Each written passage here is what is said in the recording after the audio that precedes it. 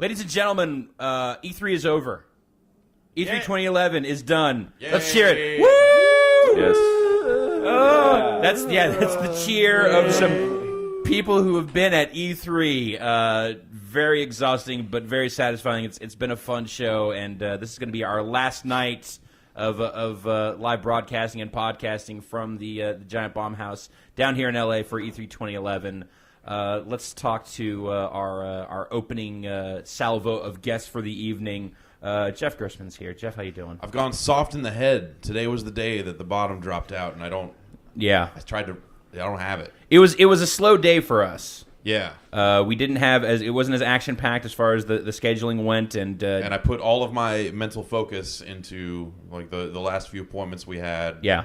Interviewed Ken Levine, had to keep it together for that. Right. Like, maybe not the best idea for us to schedule our Ken Levine interview for like 3 o'clock on the last day. I think it went really well. Oh, yeah? Maybe we go back and watch the tape, and I'm just drooling, and he's just talking about it. Who could say? That seems possible. Mark Spear is here from Game Trailers, host, producer of Invisible Walls. Marcus, how you doing, sir? I am happy E3 is over, and I was really happy until somebody tweeted that there's only 361 days till the next one. That's what right. A fucking bastard. Son of a bitch. June 5, Yeah, I don't like that 2012. as soon as you walk in, you can see the banner that says, "See you next year, sucker." And you're like, no! I don't want to think about E3. Hey guys, Gamescom's coming. Oh, fuck you. Patrick Klepek's here. Patrick, how you doing, sir? Hey, I haven't seen Super 8 yet. We were talking this morning, like as everyone was getting ready to mount up and go hit the floor one last time. Like, Patrick, let's just fucking bail. Let's just go see Super 8. It's playing at the ArcLight Hollywood. There's like an 11:40 showing. Just started crying. And you're like, dude, stop saying this to me. Stop telling me these things. Are you going to see that when we get back to San Francisco? Yeah. You have to wait till Sunday, though, yeah, right? I gotta wait till Sunday. So, but at this point, I didn't see it at midnight, which is what would have been my choice for that. So at this point, I'm all right with waiting until Sunday. I'm just going to start texting you on, like, Saturday. I'm going to go see it then and just like, oh, man, this part was awesome. And you will not be able to avoid it. No specifics. Just, oh, man, this part. As you're watching it, every time this part happens, just text me, like, this part number 1. Live texting you from when I go see Super 8. And then this Kanye West song was in the movie. Man, I cannot escape that Kanye West song. God damn it. Because you keep playing it over and over today. No. That's not me. That's Vinny Caravella is the one that has found a crazy obsession. We've discovered that Kanye West that song Power, which was on the Forza 4 trailer, as well as the did the rules include no violence? That song one more time. This microphone is going up somebody's ass. As well as the Saints Row the Third trailer was the song of the show. And what we discovered today is that you can literally pair that song with any trailer that already exists, and it totally works. It's crazy. You're excited for that thing. It's the Giles theme of hip-hop. Absolutely. Speaking of Forza 4, Brian Eckberg is in the house. What's up? How's it going, sir? It's going great. It has been a while since I've seen you. Almost a year. Yeah. Almost a year. The one thing I wanted to tell I'm going to break the conversation here because I got to talk to Ryan Davis about this. Okay. First, before we continue on, please. I was thinking of you because as I was heading over here, I realized that the one thing that you and I love the most in the world is here in LA. Yeah. Moved from San Francisco and that is now in LA. Do you know who I'm referring to? What's that? Evelyn Taft. That's right. She is the weather girl here in LA. That's right. Former Kron. That's right. Weather girl. She's watching, is it Channel 9 that she's on? She's on CBS now. Okay. So It's Channel 2 down here. Yeah. Can you Local flavor expand on what this is? So Evelyn Taft was the weather girl for Kron 4, the former NBC affiliate in San Francisco, and just a beguiling weather girl presence. Charming. Yeah, absolutely, extremely charming. And then it was crestfallen. Yeah. Is the word I would use to describe. When it was learned that Evelyn Taft was packing up and heading to a larger market and actually getting a proper network job and doing the weather here in LA, it's like, oh no! But she'd earned it though. Have you seen her lately? No. They totally tanned her out, and she's she's like blonde bimbo now. LA got to her. She's totally LA. Having lived in San Francisco for a year and then coming down here as a totally shallow pervert, I fucking love all the hot women, whether they be newscasters or anything like that. But it sucked. They're stealing our hot don't women. steal my women. There's plenty down here already. But then we're making them hotter. I don't know.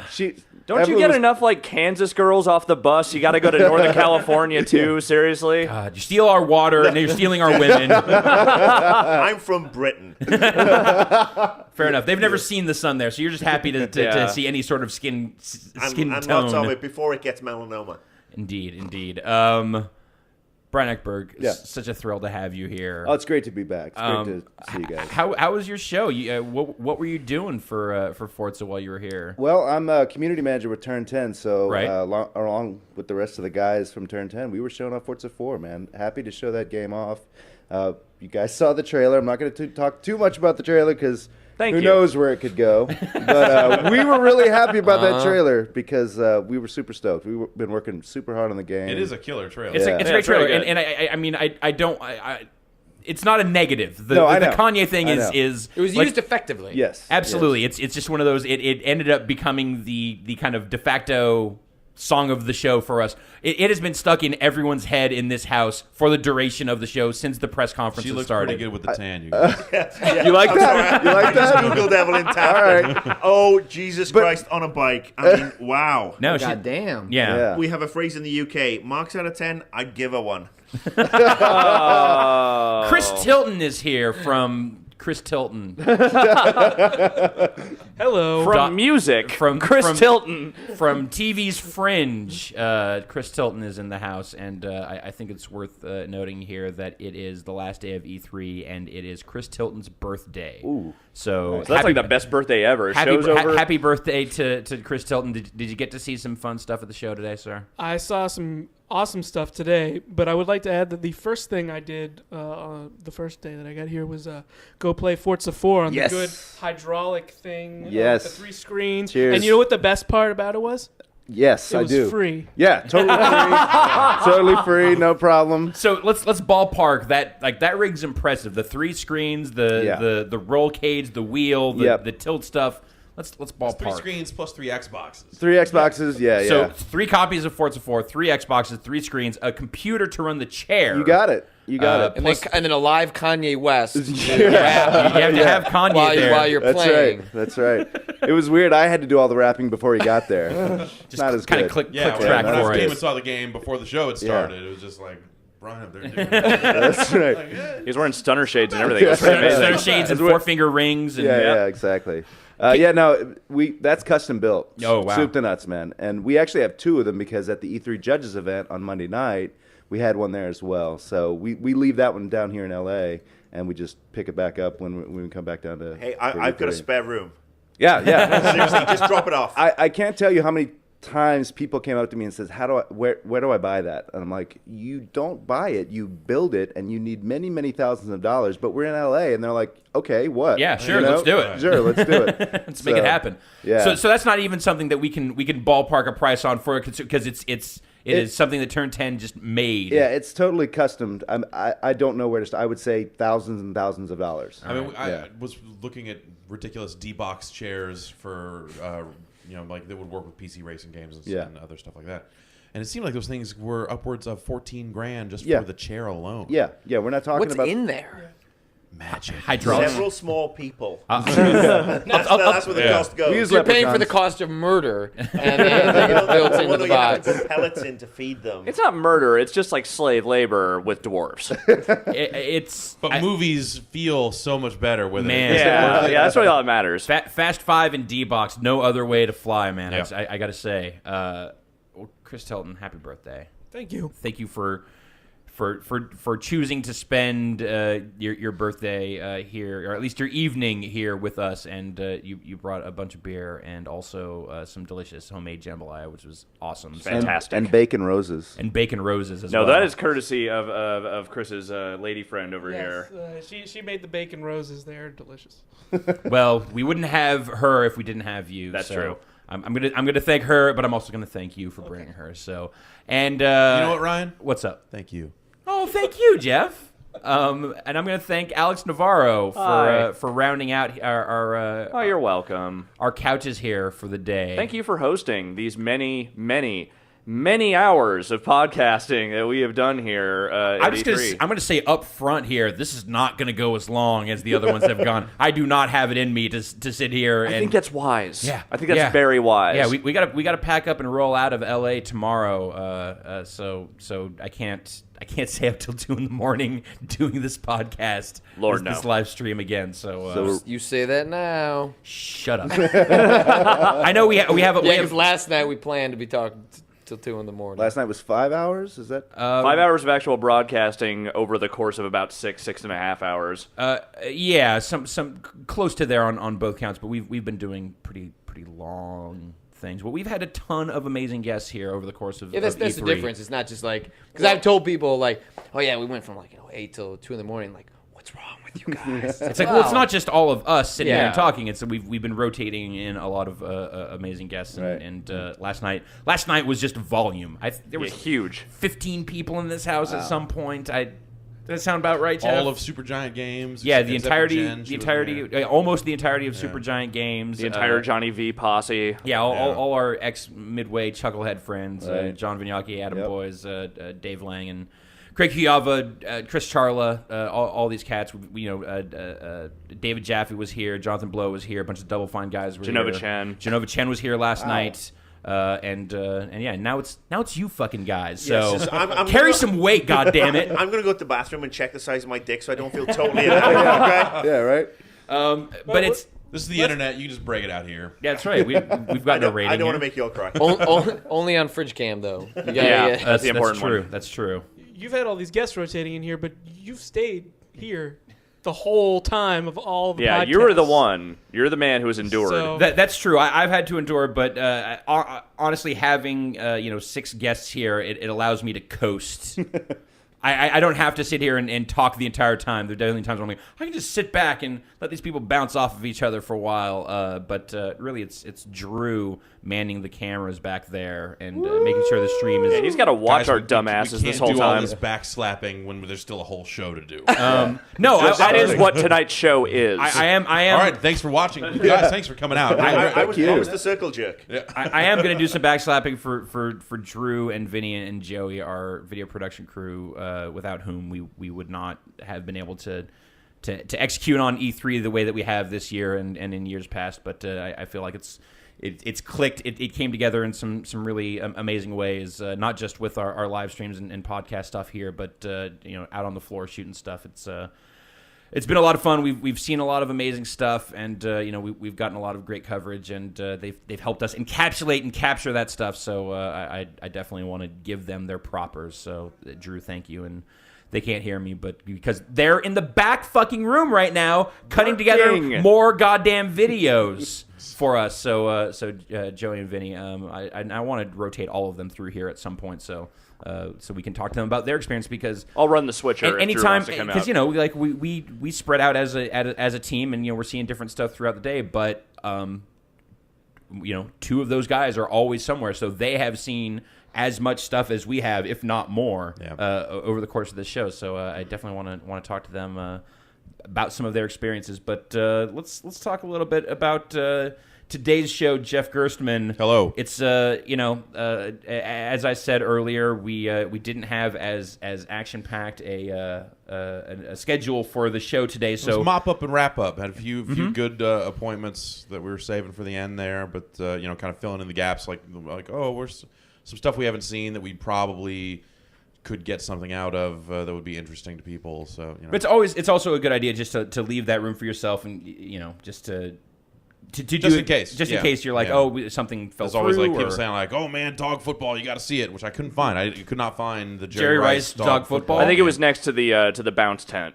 No, It was actually right over wasn't. there. It was totally the opposite side of the bounce tank. 'Cause I walked past it, and I actually was. I like hoping that it you was knew Michael- that instantaneously. Yeah, I'm freelance. I get a lot of time to wander. I was actually wishing it was Michael Vick dog football. Is that wrong? Let me rate an M. Marcus Beer bringing it. I Oh, appreciate come that. on. No. I spent Look, 50 that's years the as a lowest PR of person. I have to low-hanging be fruit. nice. Jeff, let's talk about some of the stuff that you saw today. Well, let's see. We made our way to Majesco's weird back room so that I could see Hulk Hogan's main event. Was Yeah. that worth the trip? We did that. So this is the Kinect game that Hulk Hogan was actually at E3 at some point to promote. Like before the show, we got an email that said like Tuesday from 2 to 2:30. Watch Hulk Hogan walk from one hall to the other. Like, no. Brother. Yeah, brother, yeah. Dude, like they Drop the big leg on the Games concourse journalist. hall. like they didn't even have a place for him to be, so they just sent out this PR Yeah, blast. he's gonna go somewhere. Well, apparently he was doing some interviews at the show, Sure, but I don't think he really understood why he was there or what I was saw happening. him on Good Morning LA Oh yeah. TV that morning. I saw him on TMZ.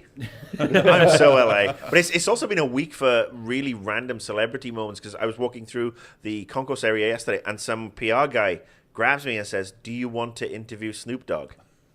We got a similar request at a certain point, and we entertained it. But actually, so the offer came in right as we were driving up to the Sony press conference, and so it was like kind of like in the middle of a million things, and you're pitching us a Snoop Dogg interview. That sounds crazy, but Hard to process but that this guy information. literally he reached out and grabbed me as I was walking down. He saw the media on my badge, and they were obviously so desperate to drag people in. And then actually we sent somebody from Game Trailers, Daniel Bloodworth, who's a really nice guy.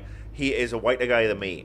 yeah. And that's saying something. But yeah, so basically we watched the interview last night, and Snoop Dogg was just like totally chill, out of his head. But he'd been obviously asked. Everybody was being prepped to ask about the album, and Bloodworth asked him, and the response was shit N-word, which I'm not going to say because I'm being polite. The album's been out for 5 fucking months. Where the fuck have you been?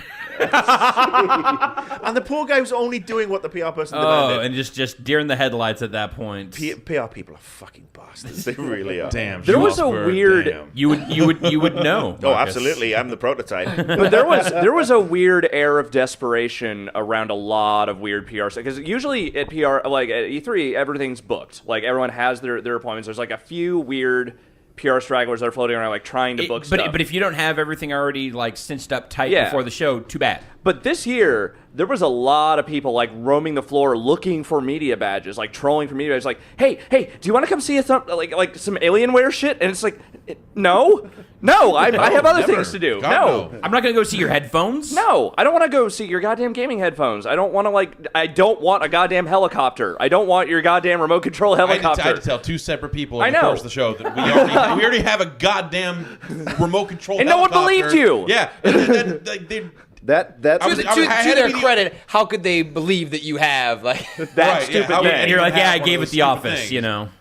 There's just an air But of we desperation do. to this year's E3 that I have not experienced before. gotta- It felt like there were a lot of people that were really needed a lot of coverage they didn't have locked up. Well, there's, I mean, the sense that I got, kind of roaming around the floor, like, you know, day one, everything was packed. The whole show, like both halls were just, it was jam packed with people. It was tough to get around, kind of your typical E3 experience. But I felt like by days 2 and 3, kind of, I guess everyone had funneled to some specific spots. Like, okay, Nintendo is crazy the entire show because everyone wants to go and see the Wii U stuff. They want to get their hands on that stuff. And I imagine there was a fair amount of traffic over at Sony as well to go see some, the Vita stuff. But, or, you know, they're like kind of very specific games, but it didn't seem particularly hard if you wanted to just like walk up and see a lot of the product out there, which they were saying, I think I read like, maybe 45,000. I think that's the number, 45,000. 46. 43,000 of those came from GameStop. I think it used to get up to like 65,000. I think Yeah. before And they it's- started ratcheting it down. Right. That was when they Yeah. were like,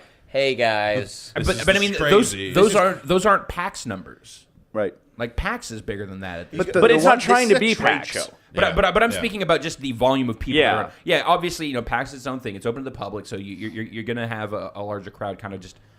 You know, inherently, and E3 I think has been pretty good. Yeah. The organization has been pretty good about kind of ratcheting down on people who have just no goddamn business being there. Although, you know, again, like we've spoken The about off GameStop manager. I want to start up. May I beg? Well, like we've differ, please. we've spoken in evenings past here. You know, you can always tell if someone's walking around with the Call of Duty Elite hat on, or Just Yeah, anyone that has time to like What- wait what- for A bag of them to stuff. throw out hats.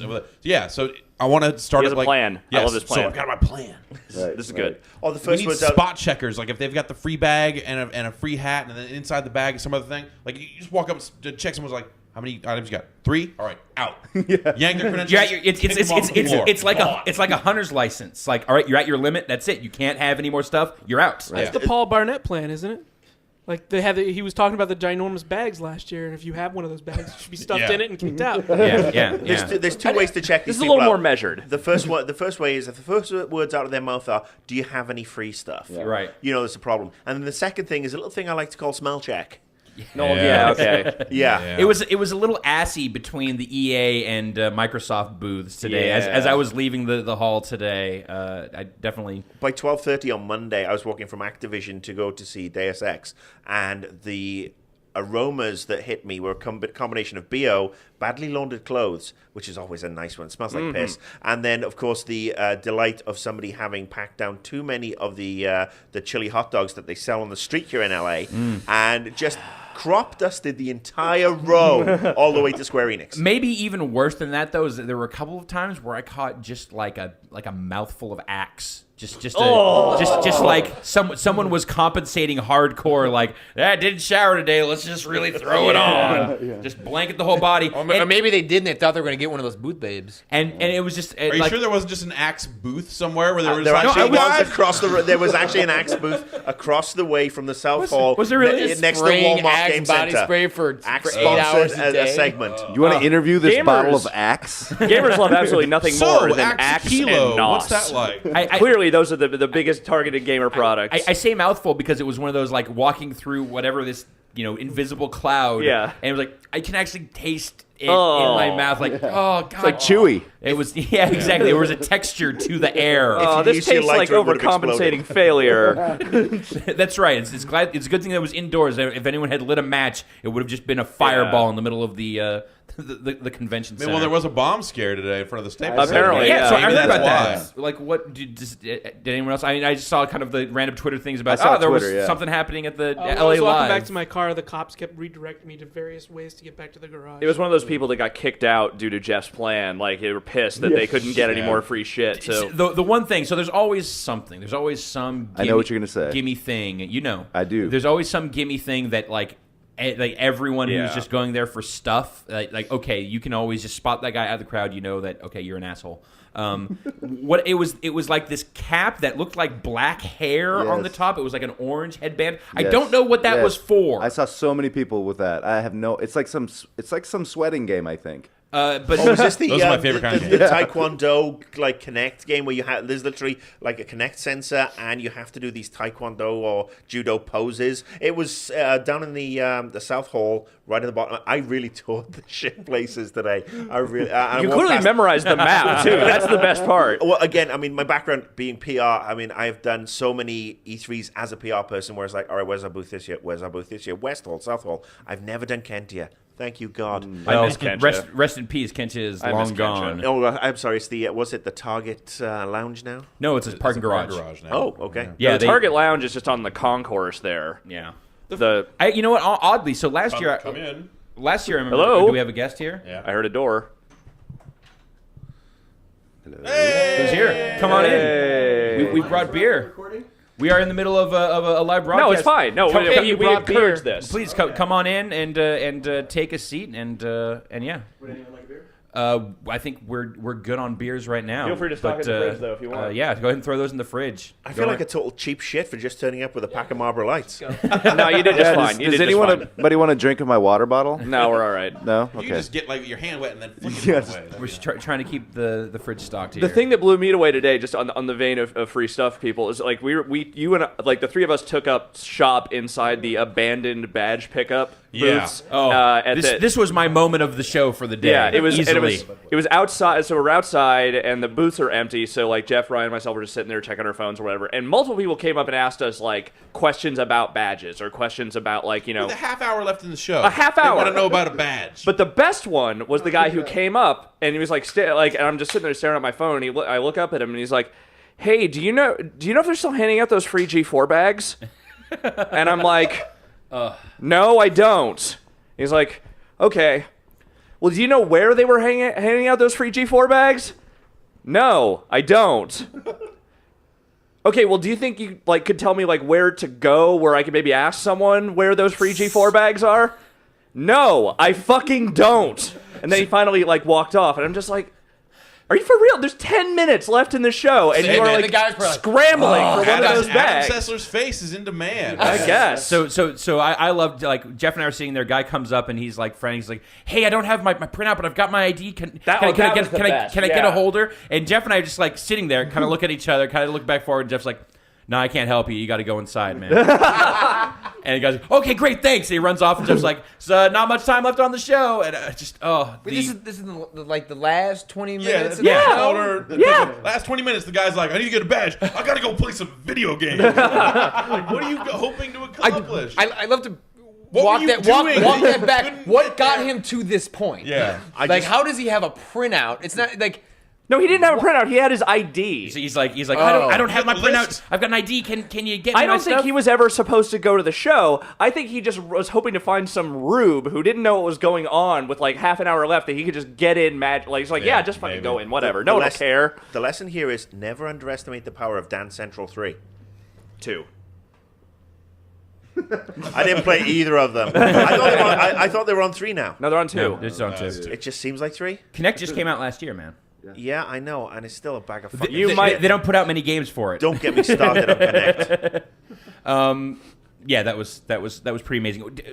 The black hat thing. It looked like hair. It was like a beanie cap. Yeah. Also the red wigs. The girls. Oh, there were a million red Lots of wigs. those. The Nyko. That's Nyko stuff. And Was like that the Nike? animal That's Nyko like every year, isn't it? Yeah. hat scarves that come Yeah, like down on either Ewok side. scarves or Yeah, something that look like lots little of those. bear ears on the Yep. top and then go down. Lots of those. They look like the things that you put on a that was a 5-year-old. Nexon party. Was that a? Was that what that was That was from? a Nexon joint. Oh, okay, fantastic. I was going to say, so you, Alex mentioned the concourse area. I feel like usually a fair amount of in years past, a fair amount of appointments have been taken up there. I never went upstairs, never went up into that area in once. the meeting rooms or upstairs- whatever. The kind of That's where we went and saw upstairs. the Majesco That's where stuff. Majesco was. Okay, So, okay. Yeah, Sega we were- has stuff up there. I was up there going like this. Okay. Yeah. Is that you did accurate? this Is that actually? Yeah, that is. They have so that game is a mini game collection, but it is The it is Hulk wrestling Hogan themed. main event. Yeah, Yeah. So it's like this guy's gonna swing a chair at you, and you need to go like this to block it. But you have to time your blocks. Okay. And then you grab the chair and you hit him with the chair. So is it like first person? Is it what's No, the it's like perspective? third person, different perspectives depending on which It's mini got game a you're real playing. Punch Out Arcade kind of vibe to it. Like You don't we- play as Hulk Hogan. He's your mentor. So they have used their graphical engine and art style to make a Hulk Hogan with what looks like just they use their character creator to make the Hulkster. And he just looks ridiculous in kind of an endearing way, I guess.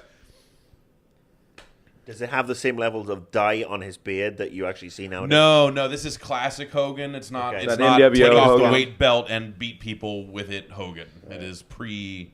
It is meant It's to be real NWO, American pre Hogan. NWO Hogan. Yes. Was it Suburban Commando Hulk Hogan? Maybe you can unlock that. You know, DLC That's- packs. Yeah, Yeah, exactly. yeah. They got to save something. I'm sure they've got designs for all that stuff. I think Mr. no one Nanny is no in one there somewhere. announces a game in 2011 without some sort of DLC plans. Yeah. Even a And they were saying like, yeah, there was like, oh, you know, and you could do all the Hulkster's moves, over 50 moves in all. To which I want to stop and say, Hold Hulk up. Hogan doesn't know No. 50 moves. But Well, it does include the limited edition rubbing your daughter's ass with suntan lotion. it's I think it's more like Move 38. more like 4 moves, let's say. Yeah. For the Hulkster. Does this one count? But Is you that- were saying like are two okay, separate moves. It's, Oh, it's, okay. Spin your hands to have your son put someone in a coma. now that's the main event. you were saying that okay, like maybe not the highest of quality products, but also kind of inoffensive. Generally like not, inoffensive. It's Benign. dumb, but you know what? It's a Kinect-based minigame collection. What the fuck do you want? You know what? It's At least better- they came up with a theme for it. Like Right. it's wrestling. I don't know. It's better than a 17th Carnival Games collection. You know, it's True like enough. at least it's something a little bit different. True enough. I love that we went and saw the damn BioShock demo, and that was the first game you thought to talk about. I saw that BioShock demo 2 weeks ago. It's I not- know, it's- but come on. Yeah. Plus, you don't start the show with the show stuff. All right. That BioShock demo was awesome. That was amazing. That was one of the most amazing things I've seen at E3 ever. Yes. But before we Flat get the out. good stuff, I have to say that today I saw the game that is going to be the Avatar game of 2011. I mean Avatar the movie game. Okay. Ooh, okay. I saw Tintin today. Oh yeah, is that a winner over at Ubisoft? You mean the license game? They're spending way too much time like trying to get press to like. Yeah. Okay. It's a basic. It reminded me of Flashback. You know, the old Sega Genesis game. That's you're selling me already. So, but it reminded me of that, but crap. Oh, Okay, with a got full it. All right, 3D, selling me. full Let's go. 3D perspective, and their big E3 demo involved repeating cutscenes because there was a bug and dodgy collision detection. And their high point was 2-player co-op where you're on an on-rails motorbike and sidecar, and you get to switch. One person kind of steers, one person kind of shoots. And Like Lucky and Wild. I mean, I've had more entertaining craps. because when I think Let's of talk- Tintin, let's I talk think about of those shooters. I feel like that whole project, the Tintin thing. I realize that Tintin is a big thing in Europe, but They were like, that was happening at the press conference when I was like, and I was Right. like, what the fuck is I Tintin? grew up reading Tintin. Yeah. And it's got the whole Steven Spielberg, and it's got Peter Jackson, and it's written by a guy named Stephen Moffat, who's now writing Doctor Who in the UK. Right, which right. Me, big nerd, love it. And the movie actually does look really cool. It's got some good quality voices. But yeah, this game was just. It looks like. well, I mean, even just pitching that entire property in the U.S., like just saying like, "Hey, Tintin, you guys!" Everyone here is like, it doesn't resonate. Well, no they're one waiting- knows what the fuck that means. They're waiting to add the words Rin Tintin. Right, exactly. And actually, if they'd done a Rin Tintin game, it probably would have been better. Just licking your balls would connect. 8 hours would have been a more satisfying Tell me more of this experience. game pitch that I you don't, I have. don't need to connect for that. So forget Flexible, Forza eh? 5. Let's talk about ball licking on Connect. Can you build that into a chair? They call it head tracking. What? Jeff Gershman, anything else? What else? Yeah. What else did you see today other than wrestling? We went by the Capcom booth and hung out there for a while. Saw their wares. Dragon's Dogma. Like They had several. like Dragon's Dogma, which has a lion with a goat. It's called a chimera. And no, it's No, not. it's not. That's what they told me. It's a They told me there it's is a a- chimera. That's what they there did in the is demo there yesterday. is a chimera in that game, but this is separate. I had 3 different people on the Capcom booth tell me yesterday, and now they're fighting the chimera with the lion's head and the donkey's dick and the cat's tail and There was no dicks in my demo. You They had could. two You separate didn't. demos. You didn't. Get, you didn't get the that was for breakout. judges. That was the They had- behind the scenes demo. Yeah, they had one demo where you fight a chimera, and there was this other separate demo where it's a lion with a goat mounted to it, attached to it, and then snake head for a Yes. tail. Can someone explain what the fuck this game is? It's a nightmare. I mean, like, it's pitched as Open world. So Monster Hunter never really caught on over here. So the idea is like this is kind of supposed to be like, hey, it's like a And this Monster is not Hunter. how they pitch it. No, but they're you're not like- going to tell you like, "Hey, man, it's like a Monster Hunter you can play by yourself." Like that's never No. gonna come out of their mouths. no. But that's kind of what it is. Like, but it's so like it's weird MMO-ish looking. I mean, it's kind of pretty looking, but sort of it's like really janky. Yeah. And like one of the hooks is that you're supposed to climb onto everything. So they're like actually one of the dedicated buttons R2 is grab, and you can grab onto any of the enemies. You're supposed to get up like you see in the trailer, like the big like 3-headed snake, and like you're supposed to climb up there. The thing is like so when you're fighting the lion goat This snake thing, Chimera. yeah, you all right. Well, look, I just went on what they told. No, me. I know. I think that they're just crazy. I It's don't called think Dragon's Dogma. It is the That's worst thing. obviously. that's a crazy. That's like you hear that and you're like, okay, Japan, got it. Yeah. Yeah. Okay, some arguments okay, were so lost no one's gonna in buy the, this in the Let's America. name this game meeting. Dragon's Dogma. All right. And like when you grab on, like the idea of like grabbing on to like go chop off the heads, like that. Okay, that sounds like a cool concept. Except that like when you grab on, you can't drop off, and so you'll get stuck on the leg, and you'll just be going like I need to. I like can't. and like my at one point like I was just Could you clipping, I was do just, that again? I was just clipping in the creature's ass. Sort of like this. Like Is it? You have Yeah. to wait till the creature goes like It's like shaking off. Is it kind of like, like old Spider-Man games where they have you doing like the wall crawling and then you get disoriented and you're like climbing up into corners? You're like, Yeah. I don't know where to. I can't. I just need to land on the ground. There's not like it's these like kind of Shadow Colossus esque, and like you're trying to get up these creatures, but they're like really tiny, so like the game can't figure out what you're trying to do. So like you'll get clipped onto the leg, and I'm hitting up, and the character's just going like. But then just flipping and going like. I can't wait to see how Can this this- plays on the audio version. You never Yeah. told me it would be drinks and a show. Can this Yeah. be? And you know it's true because that's all. Yeah, We're gonna include an animated GIF of that. Eventually, you'll just hit like diagonal, and like you'll finally like get up there. But then you're just like on the back, and you're just going like, and then you just go like.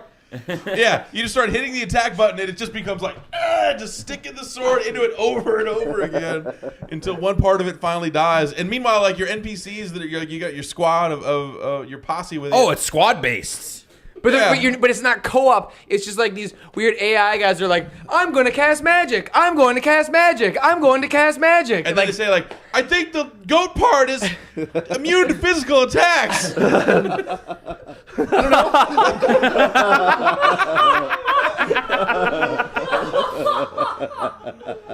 Someone in Japan's really sad right Well, now. it sounds, because they're doing it sounds like a real winner from Capcom. they had some better stuff. It's their most expensive game to date.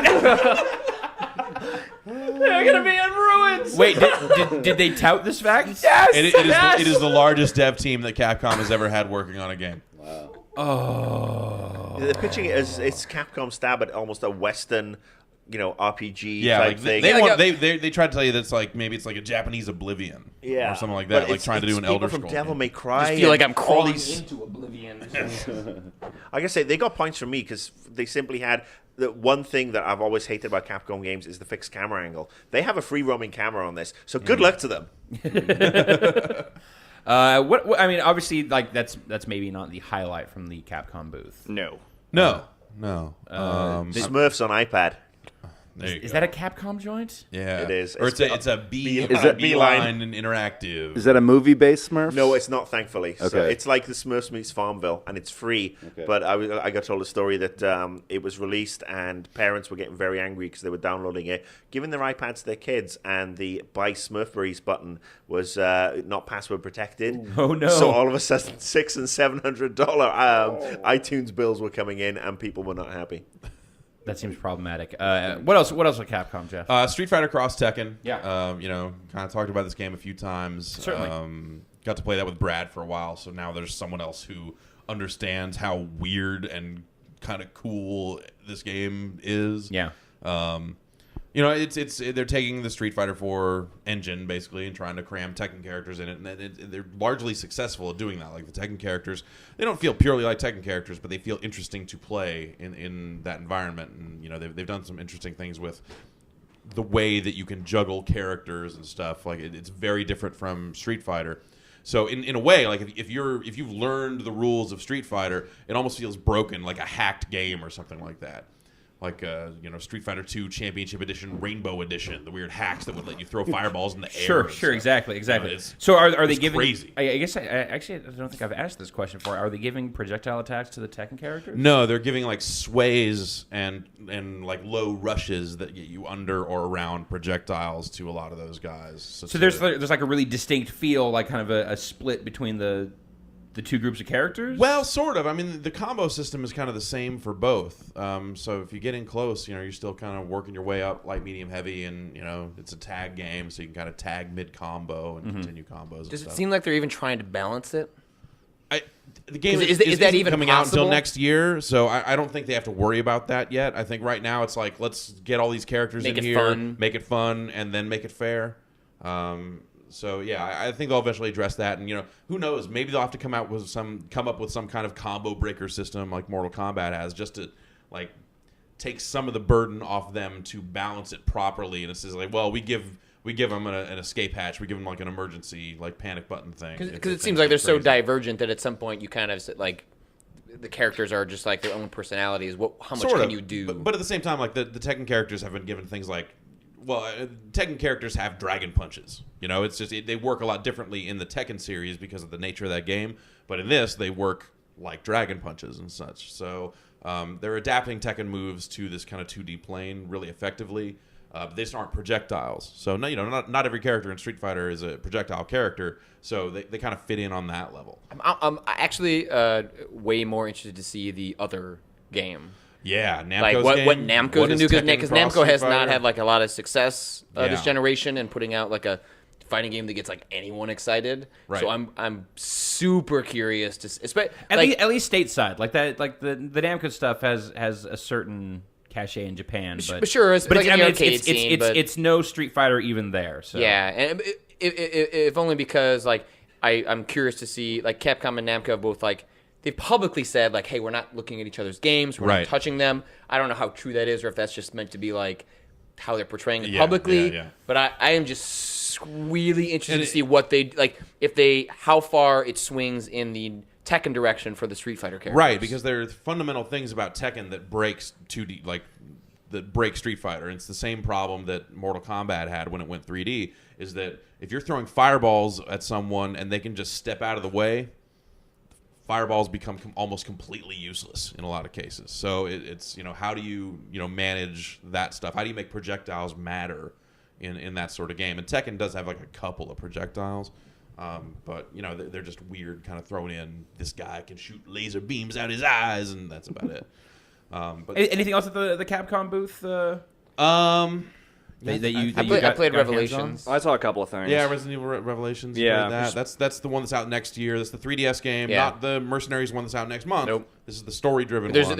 I think this is really just the demo that was on Mercenaries came out in Japan and has a short demo for no, Revelations. It's different. Apparently, the demo you were playing is longer than the one that was. Okay, it's not that was much on that longer. cart, It's about so like it's- 5 minutes versus 10 minutes. Yeah, But yeah. I mean, it looks gorgeous. What is the like it's a story-driven game? Like what is Yes, the it feels set in the- between 4 and 5. 4 and 5, essentially. Okay. At some point, you didn't know where Chris Redfield went. He has some coordinates in the middle of the ocean, and Jill Valentine follows to find out what happened to Chris in the middle of the ocean. You're on this, and it's kind of funny. The demo opens, and Jill is like, So is it Code Veronica again? Is that Zombie kind of boat.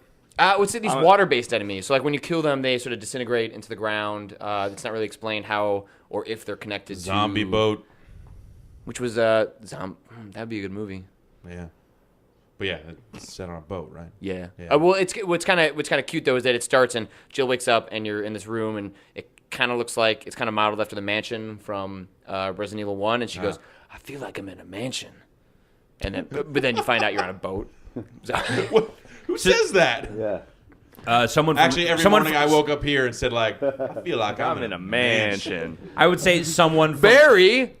someone from Resident Evil 1. That's Yeah. something scripted by Capcom Japan and then translated Who into would wake English. up on a boat and not realize they're on a boat? I'm the master of feeling like I'm in a mansion. This mansion is moving back and forth.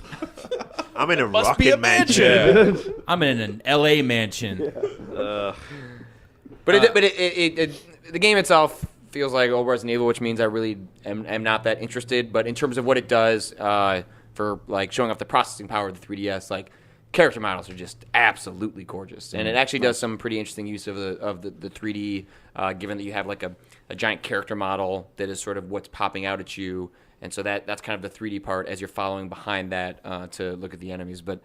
Yeah, otherwise it's kind of the same Resident Evil tropes that like Yeah. it's the reason I stopped playing 5 like 3 hours in, and I'm just not that interested in playing another game in that formula. Yeah. But it feels like, I mean, when you say like, it feels like Resident Evil, That's a good thing for a lot of well, people. on a handheld Yeah. handheld format, I can't tell if that means like if you're talking like old Resident Evil or kind of the If- the 4 5. and 5. Okay, 5, so yeah. but just it's that. Yeah. I mean, it's still fairly. If you enjoyed 5, like I didn't, but if you are still cool with that formula, then Revelations is right up your alley, and it's going to fill in some story gaps that I guess had not been filled. I didn't finish 5, so I don't know what those gaps are.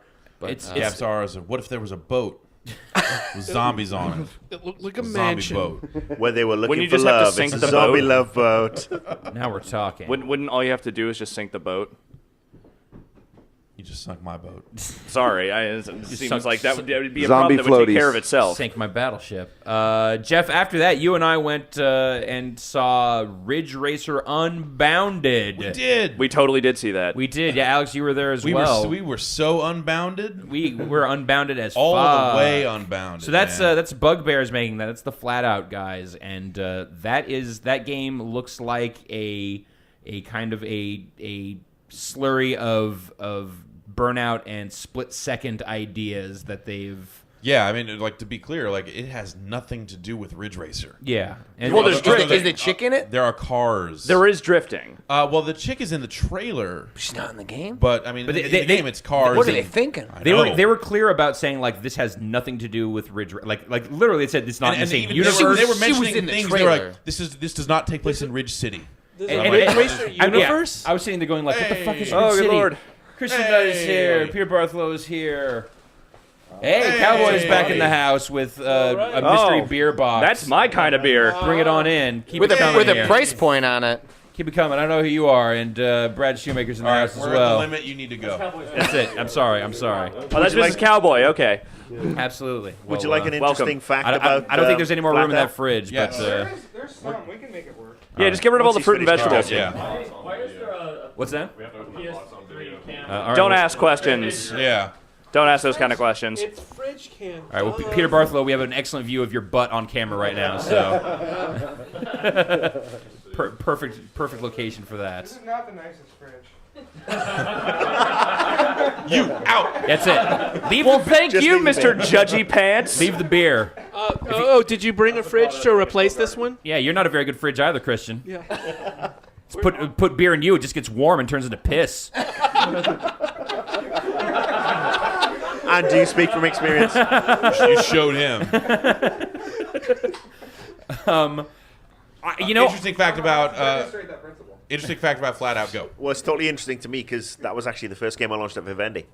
I like the Flat Out games. Like they're kind of weird. They've always kind of been like a second tier series, but they're crazy and they try really bizarre shit with their physics and. Well, they also make the best drinking games ever. That was the whole thing. How I so? think- How so? Those physics-based mini games when you're Oh, trying to yeah. eject that little guy those were out great. and hit. If you miss the bullseye, you do a shot. If you hit the bullseye, you do 2 shots. We I like the way had you some play. great nights playtesting that game at Vivendi. Leave it to the Finns, right?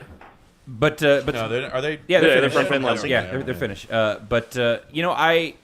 We had no idea really what to expect from that game because they had shown a couple of pre-rendered trailers beforehand. And it just looked weird. Yeah. But so the Unbounded is a gang in the game. right. They're called the Unbounded. They're called They're the called The Unbounded. Unbounded, and you're like a junior member of the Unbounded, and you're trying to work your way up. You have to bound them up In by this the end crazy of the street game. game. By the end, yeah. So it's- they'll be it's a "Oh, lot I'm of- cop and you're all bound. It's a lot of kind of that action racing stuff where you're blowing other cars off the track, you're tearing through the environment. A lot of just like You're crashing through buildings. Yeah. You're playing it like Burnout. You're doing near misses and doing all that sort of stuff. Slipstreaming, to drifting. fill up a gauge, and then when that gauge is full, you can hit the A button to kind of activate a charge.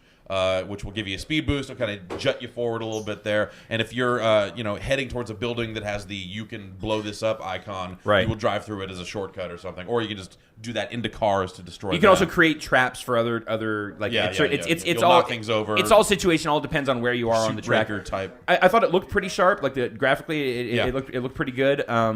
Again, to be honest, kind of derivative as far as like what they were showing gameplay wise. But not derivative of Ridge Racer. No, yeah. all. So I which I'm all for. Like I know that there's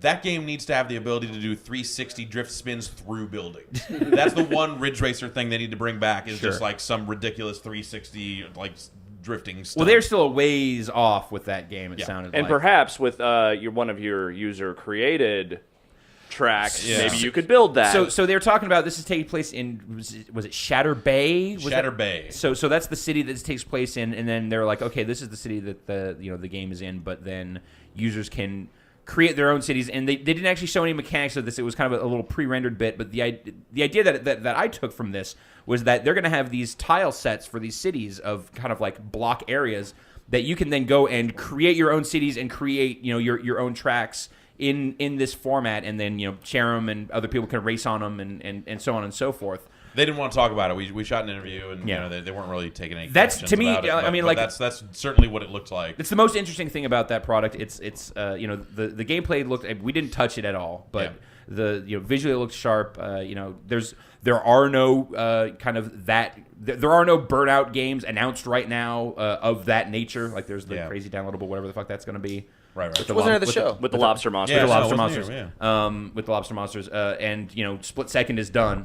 Disney doesn't seem like they're going to be doing anything with that anymore. So when I saw, it, I'm like, yeah, you're filling a gap. There's nothing else that's really doing this right now. Like, go for it, you guys. Interestingly enough, though, while you get the graphical damage as you drive through layer after layer of building and concrete pillar, it doesn't affect your car's performance one iota, and they said that's a conscious decision they've made. While your car will just get graphically messed up, you can still hit the same speed, you can still drift and do everything, even while you're practically like 3 wheels and an exhaust and somebody's leg hanging out. What is the point of that? Yeah, just It kind needs to be fun. Like know, having a car that It's pulls fun, to the stupid. left. No one wants to do that in that style of racing game. Like that's for a simulation. So- Like, sorry, well, Brian. But wouldn't it be even funnier and more ridiculous? Just the car is just totally like still glossy and shiny throughout all that stuff. Oh well. Well, I the don't know. visual damage I think is just fun. Like it's cool to break People cars. like it when shit gets fucked up. Yeah. Just ask Limp Bizkit. but given their track record with New Flat Limp Out, Bizkit album dropping soon. wouldn't it have been better that your car gets so fucked up that there is some really random physics stuff, like a wheel is bouncing off and you're literally bouncing up and down as you going on just axles, or half your leg gets ripped off. I mean, where's the? You're really if we're going to go for the focusing on comedy, this leg part. seriously, I mean, if you're going to go for comedy, bodily organs must be lost. Yeah, I mean, just got look a at point. Never Dead. They did show like there was a one of these little kind of like trigger areas where you're basically plowing through this. I think it was like a truck or something, or maybe just a. I can't remember what it is, but there was a bunch of like giant gas tanks. Like compressed gas tanks. Oh, And when yeah, you it was plowed yeah. through, then they go rocketing off into the air and just kind of like cause these crazy explosions out in front That of knocks you. this bridge down. Right. As you drive under it to kind of block the path. So it's kind of just these insane chain reaction moments in the game that they looked nice, and I realized that there's this obsessive need for purity and the same thing fucking over and over again with whatever the Ridge Racer audience is anymore. I'm not even sure. There is no. I'm not even sure. Yeah, like It's not with the audience. That's what Namco does. yeah, I guess so. I don't think the I mean, audience is necessarily so I- demanding Well, they'll that. tell you it's for This the is fans, the most but exciting year for Ridge Racer in over a decade, because look at the 2 games they've got. They've got one that's like not even a Ridge Racer game, and then it's a one that's music not a driving screensaver. game. Yeah. One that's just like a touch screen.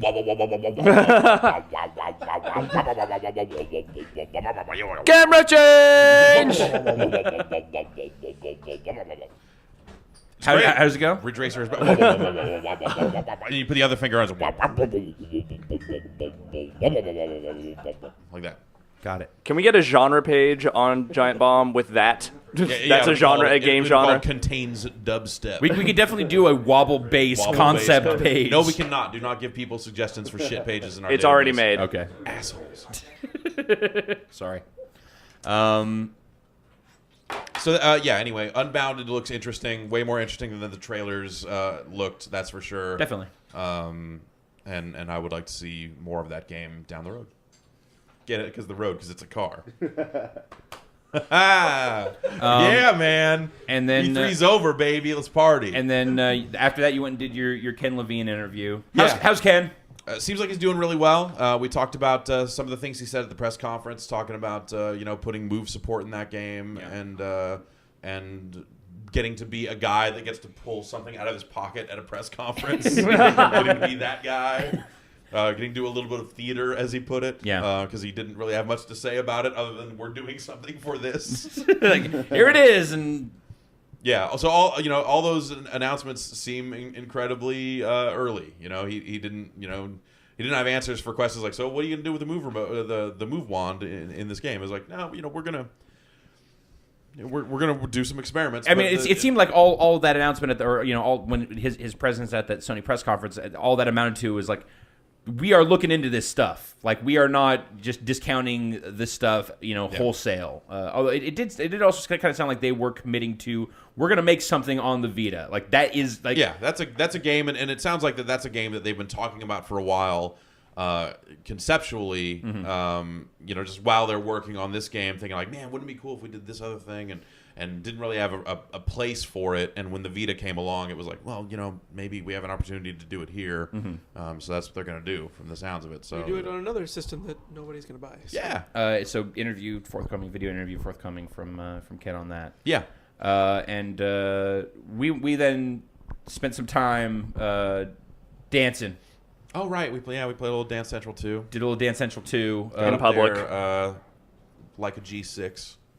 God, I hate Unfortunately, that Power fucking by Kanye West is not in that build. I'll say maybe Yeah. he'll end up in the final Yeah. game. Who Yeah, can I definitely say for that sure? I let the folks at Harmonix know, hey, I think they're saving that for the mashup with Forza. need It's needs going to be get out of your car and Dance Central. needs more. It's the Kanye. ghostwriting mini game in Forza 4. Finally, what we've all been waiting for. But while we were grab assing over there at Dance Central 2, Patrick Klepek, you were up to some business. What's going on with you? I was introducing these new people. They're coming into our place. Oh, fantastic! And Just hey, walk through. David Ellis, how you doing, sir? Walk 343 through. Industries. Way to rep the stained shirt. I like it. you were at Roscoe's? Yeah, it was great. All right, forgiven then. It's almost worse that you told us that. Damn you for going. Yeah, we didn't go to Roscoe's at all. We We barely just did oven lasagna. we barely we did the hardcore route between this house So and the bad. convention center. Try to convince myself that oven lasagna, like, this is edible. It was all right. I'm not Stoker's? hungry. Have you done In and Out at least? No, There's I don't like That's it. seven In-N-Out's now. there. there's in and out like a mile away from my house. I don't care. Whatever. It's a hamburger. What were we saying? What else? What did you do? What'd you do? Today, What do you do?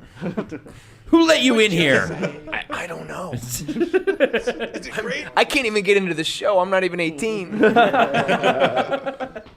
That definitely didn't. We were talking about this some yesterday. That definitely didn't stop people today. Like the average age, I felt like plummeted at the show today. Like there was like, Oh, but day 3, like, they're not even really checking the badges. Yeah, it's like, okay, get in, whatever. Yeah. So, yeah, Babies walking around unsupervised all over the goddamn place. I actually do have a picture. I tweeted this yesterday of some guy walking around with his 2-year-old toddler on his arm. I saw that. I actually mentioned that the other day, and I thought that was just gross. That's Yeah. unfair. Get a to, babysitter. Unfair to people and unfair to the kid. I think if you bring a child into E3 who's under 17, you forfeit that child and we get to sell them on eBay.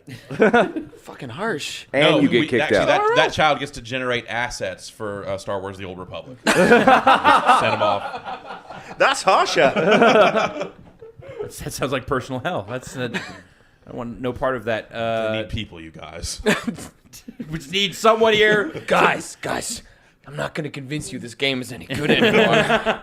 I'm done. I'm too tired. I can't show you a trailer. Roll the trailer. Of course, it could be even worse. They could send them to Mr. Caffeine Camp. Oh God! I saw someone posted that guy's website, and I didn't go to it. But I want to go to it. And where is Lulz Sec and their hacking brigade when it comes Seriously. to that? Seriously. Shut that guy down. Take care of this guy. Patrick Klepek, run me through your day. So I started out. We went and saw Bioshock, but talked a lot about that. I mean, it looks great. I love the way I'll only make the comment that I love the way they do the demo, which is, hey, here's the game. They show the game for 10 minutes. Yeah. And you go out. Get the fuck out. Yeah. I have a personal distaste for demos that sort of talk over the entire thing and break down every single mechanic that they're showing to you as though you have never played a game before and you can't figure out kind of what's going on. I don't mind a little instruction. But yeah, it's The carnival barker thing is not cool. Yeah, like being shouted at every detail of what's happening. As you can see here, That's the Ezio A is button. stabbing this guy to death. Of course, they top that by giving you a PowerPoint beforehand. Great job, Jeremy. Here's how many games we sold. Here's this game. Here's what's happening on screen. So Just this gonna is keep talking. this is the pie chart of the fun in the first game, and as you can see, we've upgraded the fun level by 23% just for this one. And when we add downloadable content, because we do have a full downloadable content strategy, we're going to add 17% more fun, taking it to 296% more fun. It's going to be fun. I like fun. I'm gonna like this game. I'm gonna pre-order this game. That sounds great. Yeah. And then, post and then- Bioshock. Then spent a little time to check around. So I went to. I've not played Demon Souls, but Dark Souls is there, and one of the Jeffrey on the Trench team He was telling me, he's like, you should just go check it out. If only because if you go, he pointed out the specific kiosk to me that you can grief the other players. So you don't have to play the game. You can just go in and fucking just beat the shit out of the other people that are trying to learn this game at these kiosks. So I just went to that kiosk and like, I don't know how to play this game. I just knew how to stab the sword. And so Right. I'm just walking around just stabbing people. Like, oh, there's a player. Let's go stab him. And you can see like the 8 kiosks, so you can see the people that clearly don't know what they're doing. Like some people were like, hey, I know Demon Souls. I want to come out, check Dark Souls. I was trying to find the people that were like, I've heard a lot about this game. I want to learn how to play it. And I would just stab them and then just have to immediately start all or even over just again. or even just the people of like, hey, these kiosks are open and this is a game. I should play something for it was God's early. sake. It was like everyone was hungover, so like there was no one anywhere in this hall. I would just find the one guy, and then I would just wait till he respawned, and I would just stab him in the back. So they've actually created the role from the South Park, like World of Warcraft South Park episode, like the guy who just runs around killing Yeah. everyone's characters. That's all. was like, I'm not they gonna- have made I'm- a game for me. I'm not gonna play this game, so I'm gonna enjoy my kiosk demo by just really just ruining this one guy's time who's trying to enjoy this game. So that was you little shit. yeah. I've not played much Demon Souls, but that sounds exactly like Demon Souls. like if and it actually encouraged me. Like if I can buy that game just to ruin other Just to people's join other times, people's games, yeah. like that, because like actually playing that game sounds like no fun at all. Yeah. But if I can just like kind of just really defeat other people Sounds that are like a game attempting for to Sean enjoy it. Elliott. just monkey wrench everyone else's time. Yeah. So I did that really quickly, and then I kind of decided to. I really wanted to check some Bethesda stuff out. I hadn't seen Prey 2, and what Brad had been talking about Prey 2 sounded like really fucking awesome. Yeah. And I finally got a chance to check that out, and it is. I played a little Deus Ex Human Revolution. We've had a build in the office, and it's No. questionable. Yeah. And Deus Ex is my absolute favorite game of all time, and so I'm been really looking forward to something like that. And it So, really, so what I saw of that game, I'm like, okay, I don't have the history with the Deus Ex series. Sure. So when I'm seeing this, I'm like, okay, maybe I'm missing something. Maybe this is like if I loved Deus Ex and I see this and I play this game, I'm like, oh, this is calling back and feeding into all these things that were great about the original No. game. But it's like you look at it and you're like, this is kind of antique. Like things about this game that feel old, that feel clunky. it looks more like a brand new team that was given this franchise with a lot of history and make new tools, new technology, new studio, and then also build on a sequel that was a sequel to like Deus Ex 2 was already a bad game, Yeah. and then try and create it. So anyway, that's neither here nor there. That Prey 2 is absolutely my favorite game I saw at the show. Wow. Absolutely, it is a spiritual successor to what made Deus Ex a great game, which is player agency, and that when it's an open world, approach it how you want. I disliked Prey in every capacity, but Prey 2 is just absolutely incredible. An open world Blade Runner bounty hunter game. Like, I know I've talked on the Bombcast earlier this week about how I'm tired of guns, but what's great about this game is it's you're shooting people, but it has the verticality, the speed, the motion, the sense of scale of an Assassin's Creed game, of a Mirror's Edge game, combined with an open world sort of mission structure, and it's just so cool. Also, what I loved is your gun is always holstered, and you have to actively trigger it to come out. So it is meaningful when your gun is out. If you, It's not just the first person shooter trope where it's like there's just this gun and that's Right. That's my When you avatar talk- around the world. That's something Exactly. that When you- Bioshock when you does. They don't talk to necessarily dudes- holster the gun, but it's like if you sight your gun at someone. Well, they do. So they show a specific instance in the Prey 2 demo where Yeah. you're going up to get some information from this like crime lord or whatever, and you're presented initially when you talk to him. It says, "I'm not going to give you the information," and you either say, "Okay," or you have to pay 2,000 credits. So you can say, "Fine, I'll go find 2,000 credits," or "No," and then you're able to take your gun out, shoot the bodyguard next to him, and then he gets freaked out and says, "All right, fine, I'll give you the information," and then you just owe me a but favor you'll hear later. from me again. Yeah. But, yeah. but what's great is that you could have just said, fine, I'll go get the 2,000 credits, come back, he would have given it to you, or you could have blown both of them away, and then the mission would have failed the mission. But just I love that sort of structure, or also just being able to just fuck with the environment. Like there's beggars that are asking for money, and then like you could just pull a gun up to them and they'll just scatter off. Or there was a guy just hanging out on a ledge and just be a dick and just went up and just knocked him off. Hit him in the face, just And knocked then- him off. And and there's then like the this police bot came there's for you, all-encompassing right? Yeah. security system that says like, don't kill more people. No, you said like mission failure, but in this style of game, I imagine that just means like it's not a like, game over It's not. story. It's not like okay, reset back. It's like okay, this is You're gonna have to come about this quest some other, or you know, you have to go do something else. Like it's like that's the end of that quest line because you killed this dude. You can't pursue that path anymore. Yeah, you just move on to the next thing. And the only thing that gave me a little worry is that they mentioned Tommy like 4 or 5 times during the presentation. They were like, Yeah. they're like, so the setup for the game is like, you know, the connection to Prey is that you were on that aircraft or the plane that crashed in. You saw like a little sequence of Prey 1, and you're this U.S. Marshal. I don't remember that at all. I don't remember it either. And so you play this little sequence where you get out, and then all of a sudden it's like flash forward a couple years later, and the game's about you trying to, you know, discover your memories, why you became like this skilled bounty hunter, which is all well and fine. That's a good way to like start you out with skills instead of having to learn them.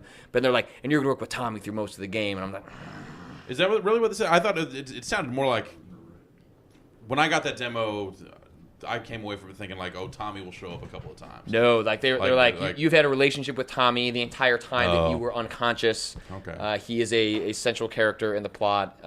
Okay.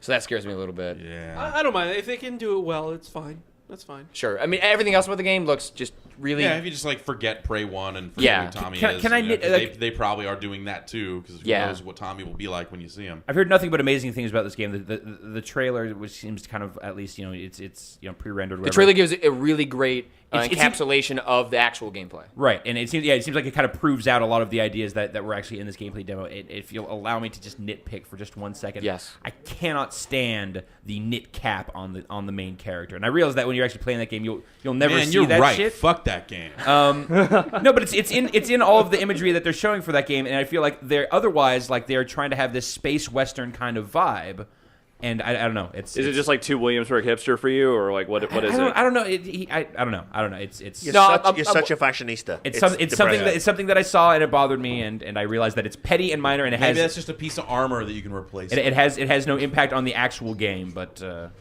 you know, I'm excited to see more of this game for sure. Yeah, it's just a really interesting game. I love that it rejects everything about Prey, and it's kind of like, it sounds like a lot of ways the game the Human Head wanted to make. I mean, But Prey this Prey is- was the 3D Realms project, given that we're talking like Duke Nukem Forever is coming out. Like, Prey was something that was in development at that studio Right. years and years ago when Tom Hall was working there, and Portal technology was something that was supposed to be part of Prey back in the 90s. So, like, that was a legacy game. Like, this just sounds like Human Head went in a completely new and interesting direction, and I just... That was the crazy thing to me from watching that trailer, be reminded of like, oh yeah, this is Human Head. The guys who developed, or at least, you know, again, finished Prey. Like this is that same studio again. Yeah, and you would not know it from looking at the game. Yeah. Like this seems like some sort of like AAA studio out of nowhere. But you know, this game's been in Like, have development they for a been long doing time. Contract work all these years just to like stay afloat while building this thing. It I just guess. seems like Prey came out kind of a while ago. Yeah, that was like the year after the 360 launch. That was like 06, it was after 07. like there was the big drought.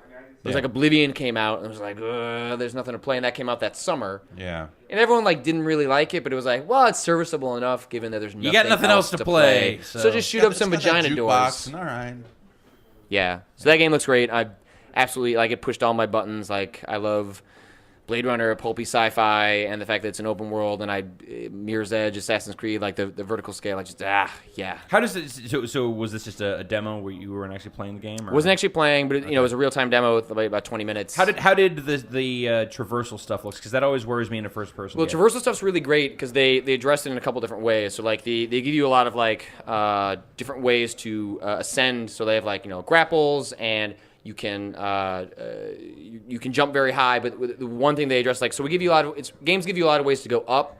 The hard part is getting down, because games are always like, well, when you jump, you're gonna die. So they actually give you like little boosters on your feet. Right. So you can jump from at any point, no matter the height, and you can just hit those boosters at the last second. Because the chase sequences, these people are going to be going over trains, they're going to be jumping across buildings, they have teleport technology, so you have to have the ability to keep up with them. And they've addressed it in every way possible that it makes it fun to go up and down, and it's just constant movement, and I love games where you're always moving and you're not worried about hiding behind objects. You just go over it, and it's just a real sense of flow. And actually, BioShock had the same sense with Skyhooks. Yeah. I love games that you're always moving, you're just constantly doing something, you have something to interact with, and it had the same sense. It's not like it's like, okay, I'm in a combat scenario and I have to just kind of eke my way forward Or through it's this thing. like a cover-based game where you're just like, you just wait behind cover like till you pitch have an battle. opportunity, and you're just like pop.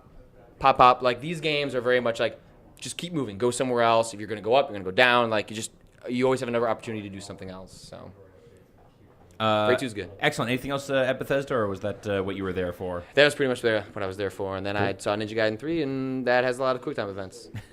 Great. But like, it has like, you know, button prompts on screen, QuickTime events, but it's all happening so goddamn fast in that game Yeah, it's pretty much irrelevant. that it's sort of like I'm already hammering this button because it's the attack button. It's like there's, you know, the 2 attack. There's kind of, you know, light and heavy kind of setup. So it's like, yeah, I was already hitting square when you prompted me to hit square. It was just weird because I interviewed like the guy who was works on Team Ninja, and he helps like localize their different. He's been with Team Ninja for a while, so he's localized a bunch of Team Ninja's products. And I was like, yeah, because, you know, Itagaki's gone, so this is Hayashi, who had worked on Metroid Other M, so he's kind of like the de facto lead at Team Ninja now. And it doesn't like the game's really bloody, and like Ninja Gaiden 1 and 2 were as well, but this one is just like Geysers. Fountains, yeah. And I was like, so like, Arterial spray. it's like, what is, like, what? And he was like, I'll have to really transcribe the answer, but like he described like they have like this skin and bone technology. They want to create emotional resonance in the game because like when you kill people in a game,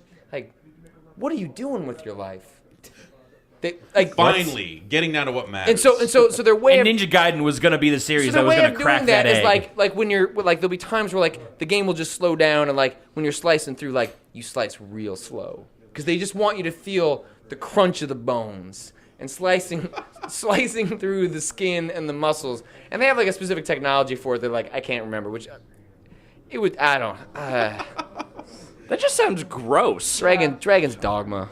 Yeah, Dragon's Dogma. Fair enough, sir. Marcus, anything today that you've seen at the show that? Well, I obviously BioShock. Yeah. That was I saved that as my last demo of the show. I wanted to sort of like go out on a high, especially after my wasted time at Ubisoft, and I was blown away. I was actually disappointed when the demo ended, and I walked out knowing that it's going to be a good 12 months before I actually get to put my hands on this game. Well, at least. Yeah, I mean, at least they're saying the fall of next year, and it was obviously very polished, and you could see that they'd worked on this particular segment for months and months.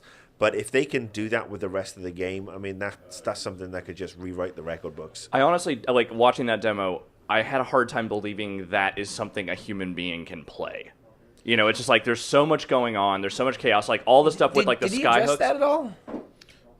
Well, it's stuff that they're working on. It's something they're very, No, when I say that, I mean it's just like it was kind of awe-inspiring in the way that, like, Right. you know it's a live demo, you know someone's playing. But usually it's like there's certain things where like the kind of the phase technology, like the phase stuff that they're doing with Elizabeth, tears and stuff, the tears, yeah, exactly. Where it's like, okay, there's a button prompt, there's a gameplay system, there's like a button hold for this other thing for kind of choice stuff. Yeah. But there's a lot of stuff where the gameplay systems aren't apparent, and you're so used to like, okay, you can kind of see and break down like what the moving parts are behind the scenes. A lot of that demo, and I think what's really impressive about that, like you're saying, Alex, is the fact that it's not apparent. Kind of like, what's the trigger? Am I walking past a thing? And it's kind of a fucked up thing that you're thinking about it in that way, that you're like your first look at it is like all right, like, how is what is the mechanic here? Like, what's the system? It's not just sort of like what's the experience. But I felt like a lot of that demo had that feel. It's a lot of the stuff with the Skyhook is going to be based on destination. Mm-hmm. It's like when you see that little icon on screen as you look around the environment, you'll see it on other rails that you can connect to if you hit the button at that point. Spots on the ground if you want to dismount, and things like that. So that's kind of how they're addressing like that sort of movement. But yeah, it does seem like it could be something that'd be very difficult. If you're up way high and there's rails down below, it's like, how do you convey that to the player? Right. And it's one of those things that it's they're tackling just by getting to where they've gotten with the Skyhook. It makes it sounds like this is one of those hard problems where they know in their head how they want it to go, but figuring that out and Sure. actually making that into a full-fledged gameplay system is still a work in progress. And yeah, I think that, there's some things in that demo. It's kind of hard to tell which parts a person is pushing a controller and which parts are basically like cutscene, like if they are taking movement away. Sure. I think it's something if you do watch the demo, which I hope they put this demo out so everyone can see it. It is really worth checking out. But there are moments in it where there's no reticle. Right. That to me says this is the part you're not playing. Yeah, there's bits of the Skyhook. It does seem that you're going to need a little guidance, a little. It looked Yeah. like there was like a white circle. Yeah, would that's what I'm appear. talking about. That's Yeah. when if you get a dismount and that sort of. Yeah. But I mean specifically like when you're walking and Elizabeth has taken off to find this horse, like the reticle disappears for a while because I don't think you're in control anymore at that point. to at least direct you to where the next sequence is going to start. Yeah, for some of those things, but by and large, it looked like that there was someone in control of all that stuff, the Skyhook stuff specifically. One of the things that did strike me though is the Elizabeth character. There's nothing I hate more than they give you a character and you have to babysit her, Right. and the fact that this girl is can manage herself, and you don't, she doesn't want to be babysat. Yeah. You have to get her out, but the freedom not to worry about her allows you to jump on a Skyhook, scoot up and down, jump into a building, jump onto an airship, blow that shit up, come back down, and she's just, she's still there, and she's obviously somebody who can take care of herself. That's a weight off, because so many people, it's like, it's just such a cop-out when, all right, well, you can't go more than 20 feet from the person you're doing the escort mission right? with. Yeah, it's what helped ruin Space Sims. Yeah. The escort mission. No one wants to play an escort mission game. That part was insane. Of the idea of like, wait, like that's the person that clearly I need to be keeping tabs on here. But, and I'm getting pretty far away from her when going through that whole. But sequence. if you pay attention to her through that sequence, like she is straight up like Vox Populi guys are coming up to her and she's like kneeing them in the balls and she's taking care of business. Yeah, it's But she it's doesn't shoot everybody either. It's not that like it's that distance thing though. It's like Marco was saying. It's like you're used to just like if you have like an AI squad, if you have a companion of some time, they are just fucking attached at the hip at all times. Yeah, and even in that sequence, like when he gets onto that Skyhook to go take care of that Zeppelin, there's straight up a line of dialogue that, hey, stay here. Right. So I can go take off and deal with this stuff. And literally, as you're coming back down, you do see her kneeing some guy Yeah. in the balls. Yeah. I wonder how much of that will, how much of that dynamic dialogue, or if that is dynamic, will play into when you're actually playing the game. Like, because when it says stay here, I mean, of course they've scripted this Right. demo, or at least they've set up this demo to Yeah. go a specific way. How much of that will play into when you're actually? It sounds like there will just be things in this game that they are writing that if you don't end up doing some things in the game, you won't see them. Like that the part where she's wearing the Lincoln head and stuff. If you don't go kind of poke around this store and dig through all this stuff, like you're gonna miss that stuff. It almost seems like the equivalent of the audio log or something. There just be things that if you don't explore every nook and cranny, you're not going to get every bit of dialogue Kind out of of cool that if game. the audio log is actual like scripted, interesting experiences rather than being sort of like little pickups. Yeah. Yeah, And that- I mean, that's- and that's I like that Booker DeWitt speaks. Yeah. Yeah. I like that he And I like speaks the way in he gestures speaks and stuff. Yeah. Talking And about Roscoe's and Scratch. Yeah, but the other, I mean, that's you see an example of that in that demo. Like when you're about to go to where the Vox Populi have kind of taken over that section of town, you can either split off, and she says we can either go get more supplies, Right. or we can go straight to the house. Very straight to Comstock House, right? So, yeah, so there's like two. Like if you go that other path, there's probably some other stuff you can do Yeah, before and you even go do then, that other stuff. in that demo, you are stopping an execution. You don't necessarily have to stop it. Right, there's a button that comes up and asks you, do I you asked, want to do like, this? Hey, what happens if you don't? Because the rest of the action in that demo is predicated on you having stopped that execution. Right. I've been And they wouldn't talk about this. Yeah, I've been interested to see how Elizabeth would have reacted to that, given when the horse was dying, how freaked out she was. That if you'd have let that guy be executed, what would have been the reaction, and where would that have taken you? That would have been probably more interesting than showing me a gunfight. Well, one of the things that talking to Ken Levine about it, he seemed very, very quick to say, like, she's not going to be like the angel on your shoulder saying, like, we need to save these people, because she needs to get out of there. She needs to learn more about herself and figure it out. So there's going to be moments where she's like turning to you going like, oh shit, this is like sort of we're looking at each other, figuring out what the hell are we going to do here. No easy answers. That's kind of the idea of putting you into these uncomfortable situations seems like what the crux of that game is going to be. As because you're in the middle of this war between these two factions on ridiculous Sky City. And I think between that and the fact that they're willing to show that tear in that game and where it takes you this early, There's got to be some really crazy says a lot shit. about where that game Yeah. can go. And that's Like even the idea like you could theoretically walk into those tears. yeah. You probably won't spend your entire time in this game on Columbia. Yeah. But God, I love the look of Columbia. God, just like irrational, their ability to like conceive and realize these worlds. Just how just when they're walking around, how far you can see, how much of it you can see at any given moment in that demo, and just the level of detail and all of that stuff is just it's fucking staggering. And that's stuff that I think is really important from a gameplay perspective as well. I mean, you have all these sky hooks that you're moving very quickly on. Mm-hmm. You need that ability to see all the way out, as far out to the horizon as you can, as far as they can allow with, while still keeping the frame rate up. And also, like the no loads during all of this stuff when he's flying around, like covering a lot of ground in a big world with a lot of detail. So I guess it's a lot of ground, but it's all vertical ground. You're kind of in the town square the whole time. You're just going up and dealing with this this Zeppelin. That's still ground, though. I mean, it is, but there's as much to render. Yeah, it is. But there's as much to render when it's like the only thing up in the sky with you is these skyhook tracks and also the Zeppelin. Like that's really it. It's like there's not as much geometry to deal with up there. The one, what was the real quick, just the last thing on that. What was he used a really interesting word to describe what Columbia was when he was giving the initial backstory. Like, because I mean, the idea was that it's been this, it's this floating city, but it's like it was meant to be a symbol for, it was like a World's Fair sort of rollout. It was meant to be kind of a symbol of the way Americanism. The American ideal is what he used when I was sitting through. But there was a way he described it as like what it had become. It was it's a boogeyman. Yeah, it was like a flying boogeyman that just sort of goes around and sort of like imposes its will on the rest of the world. Like, and I love the whole thing is set off by Columbia basically going over to China and killing a bunch of civilians and then disappearing. Yeah, which I guess at that point the U.S. disavows all. It just says like that's not us, man. Yeah, and I think that is one of the most bizarre and fascinating backstories for like any game I have ever heard before. Like that is the part I'm arguably most interested in, is just like deep diving into like what the fuck is any of this game, like this backstory about, because it just looks amazing. Yep.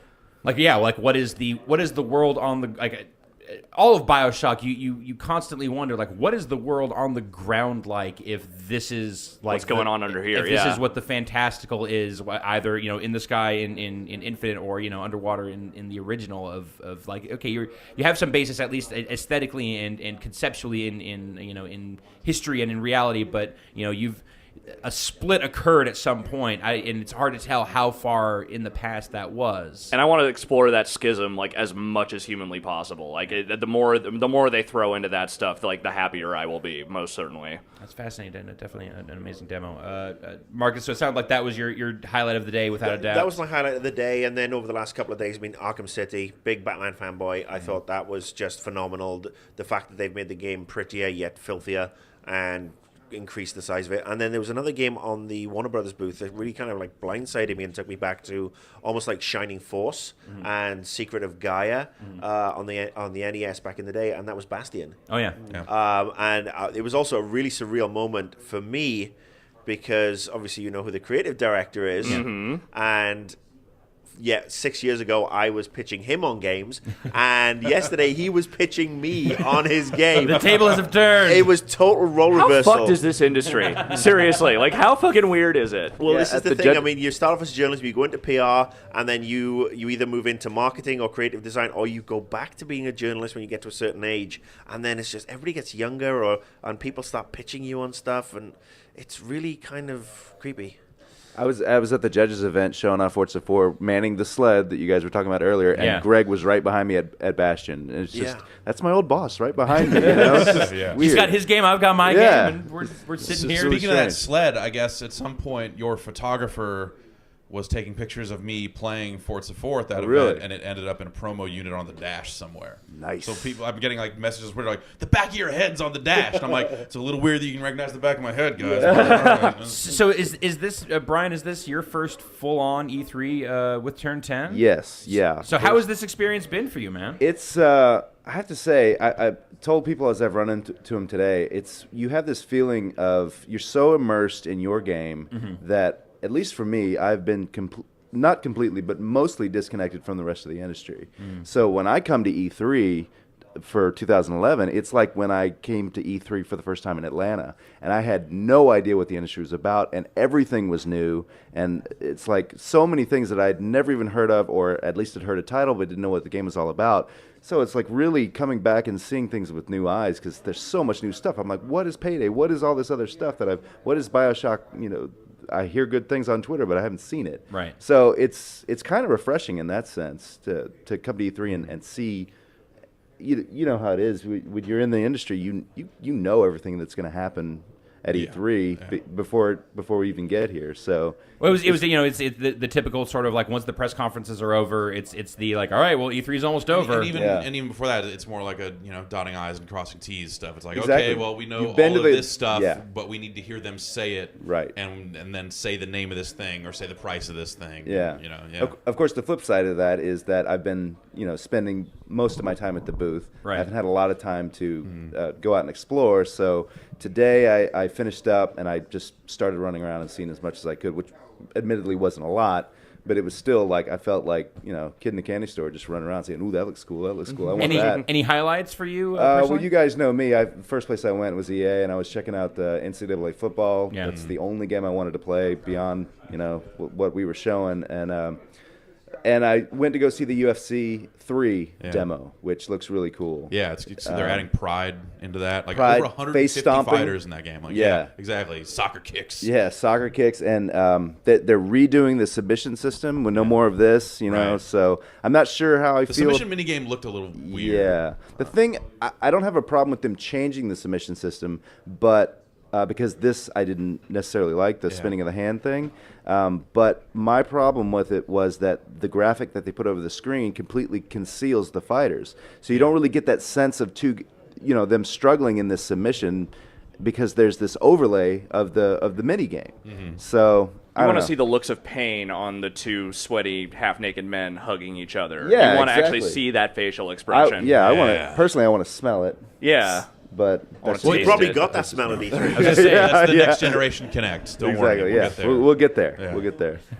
So Smell-o-vision. that's Finally. right. Actually, 100% true story. I had a guy come up to me yesterday at the Forza booth and pitched me on a smell machine. That's We not- saw some smell machines Yeah. at GDC this year. Really? Oh, really? Is that coming back again? Because I remember, let's say 8 years ago, Yeah. when they were Those trying to. creepy gray boxes USB with powered. holes on them. Yeah. Yes, and he's It's like, we so could you do a program the game and do. Yeah. We could do a cartridge for burning rubber, whatever you want. I'm like, Why was I Okay. Why remember- would anyone want that? I know. Right, well, don't- I eat in my car a lot. Can we do like a chili cheese fries? Well, if you want to freak him like out for next spilt time, milkshake. Can we do that? the holy grail for that stuff was always like you have to figure out some way to just combine things so you don't have to do a custom cartridge. Right. But it sounds like they're still And he told me he's like, a good decade away from cracking that one. well, he's like he had the full business plan together. He's like, we're USB powered now, but we're going to come out with a wireless one soon, and then we're prototyping one you can wear on your vest or something like that. I'm like, so the next time I don't wear vests. well, is that going to be a problem? you're going to have to start wearing vests. in the future. Everyone wears vests. Yeah, you got it. So the next time one of those guys comes at you Mm-hmm. and you want to scare them off, look them dead in the eye, dead serious, and say, "Can you replicate the smell of dead hooker in my trunk?" Just nice and serious. Just give them that little glint in your eye and just Yeah. a little smile. Because that's what drives me. Yeah. So fabricate some sweat on your upper lip. Yeah. It's like, let's do it. So, so a little NCAA, a little UFC. Yeah, and that's about it, honestly. I went over to the Nintendo booth just to see the Wii U because I'd seen so much about it, and I saw the Shield game in action. I didn't, obviously, no way was I going to get to play it because the line was ridiculous. Yeah. But I ran through there, ran past the Vita thing just to see what it looked like, and that was pretty much my day. So what was the other than it's I guess at a certain point it's kind of hard to parse out the method in which you guys are presenting Forza 4, but from the game itself. But what's the reaction been like? How are you guys feeling right now? We feel fantastic. I mean, it's amazing. We showed a lot of different ways of playing Forza 4 at the booth, at the judges event, at the party we had last night. We had the controller set up. We had the full sled that we've already talked about with hydraulics. We have our Kinect head tracking thing, and we have the Kinect pod. So all of these different ways sort of add up to kind of how we think about where car racing games need to go. If you've played the Forza series before, you know that we're all about realistic racing. We're all about hundreds of cars, and of course, we were going to continue to do that because that's what our core audience wants, and that's what the studio loves in essence. but we also want to bring in new people and say, hey, cars are cool. You know, we want to show people. We want to basically turn game fans into car fans, and vice versa. So we have things like the Auto Vista where you can see these cars and walk around them and listen to Jeremy Clarkson talk about them, and And that's where there's some Kinect integration there. there's if you wanna, Kinect like, integration look around there. the car, You probably we showed that last year year, yeah. at E3, but it's really come a long way, graphically and otherwise.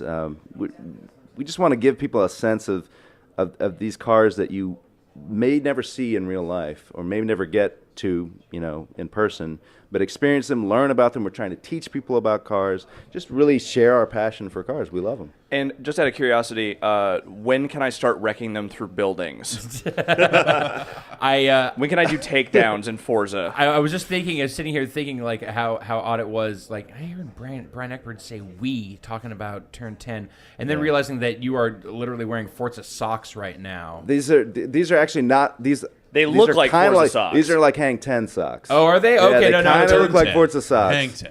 I wish they were. No, Hang from 10 socks. from this angle, Yep. it kind of looks like the. If only there was such a thing as Forza.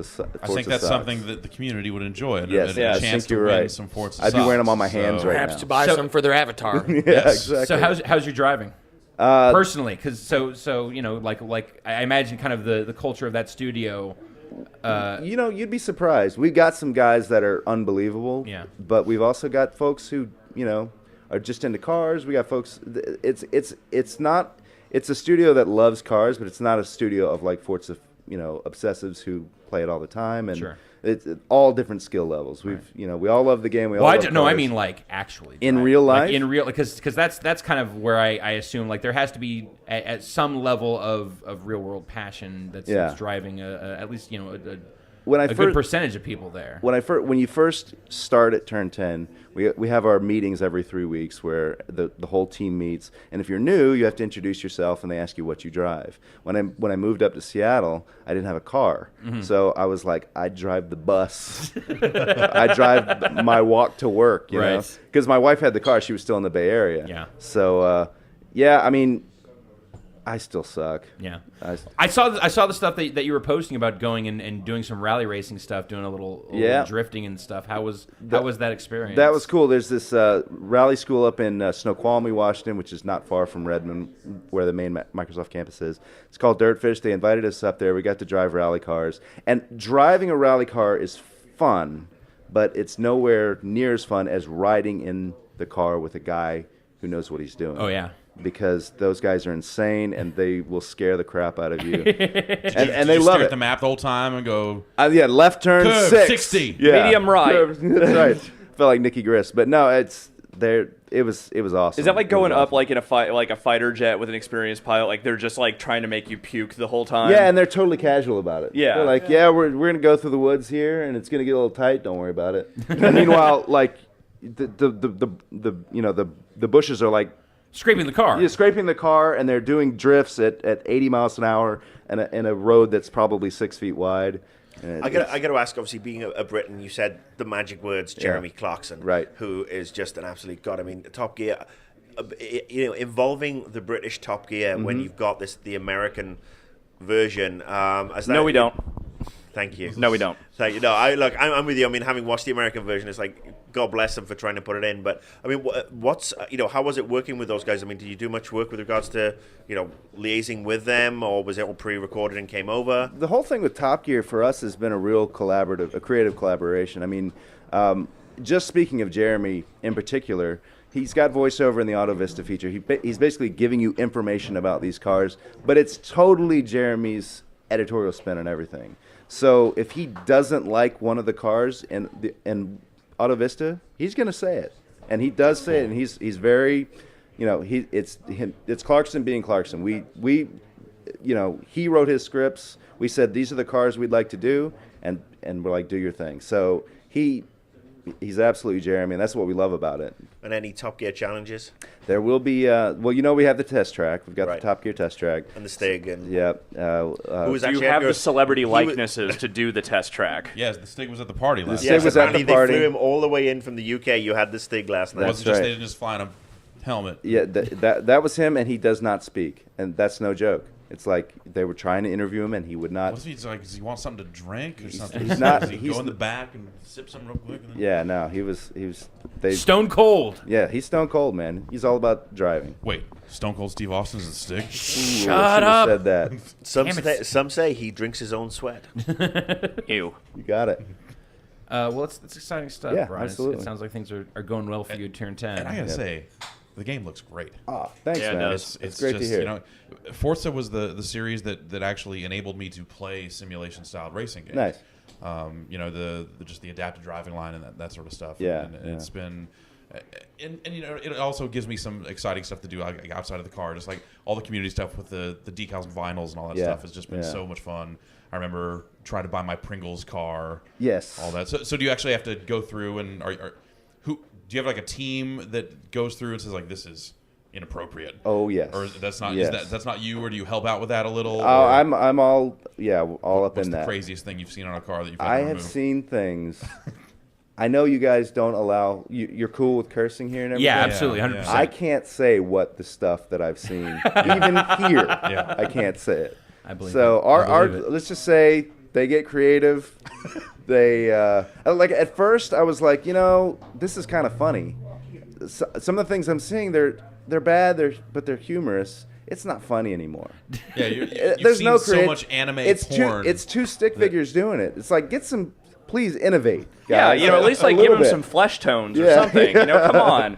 The same way that we innovate on driving games, Yeah. we want you guys to innovate exactly on Come crude on, guys. drawings. Now- Be your best. Yeah, You not- guys- not to like interview you about the game, but has the vinyl system changed in this game? Have you started talking about that stuff yet? The Is it- vinyl system is going to be pretty much the same.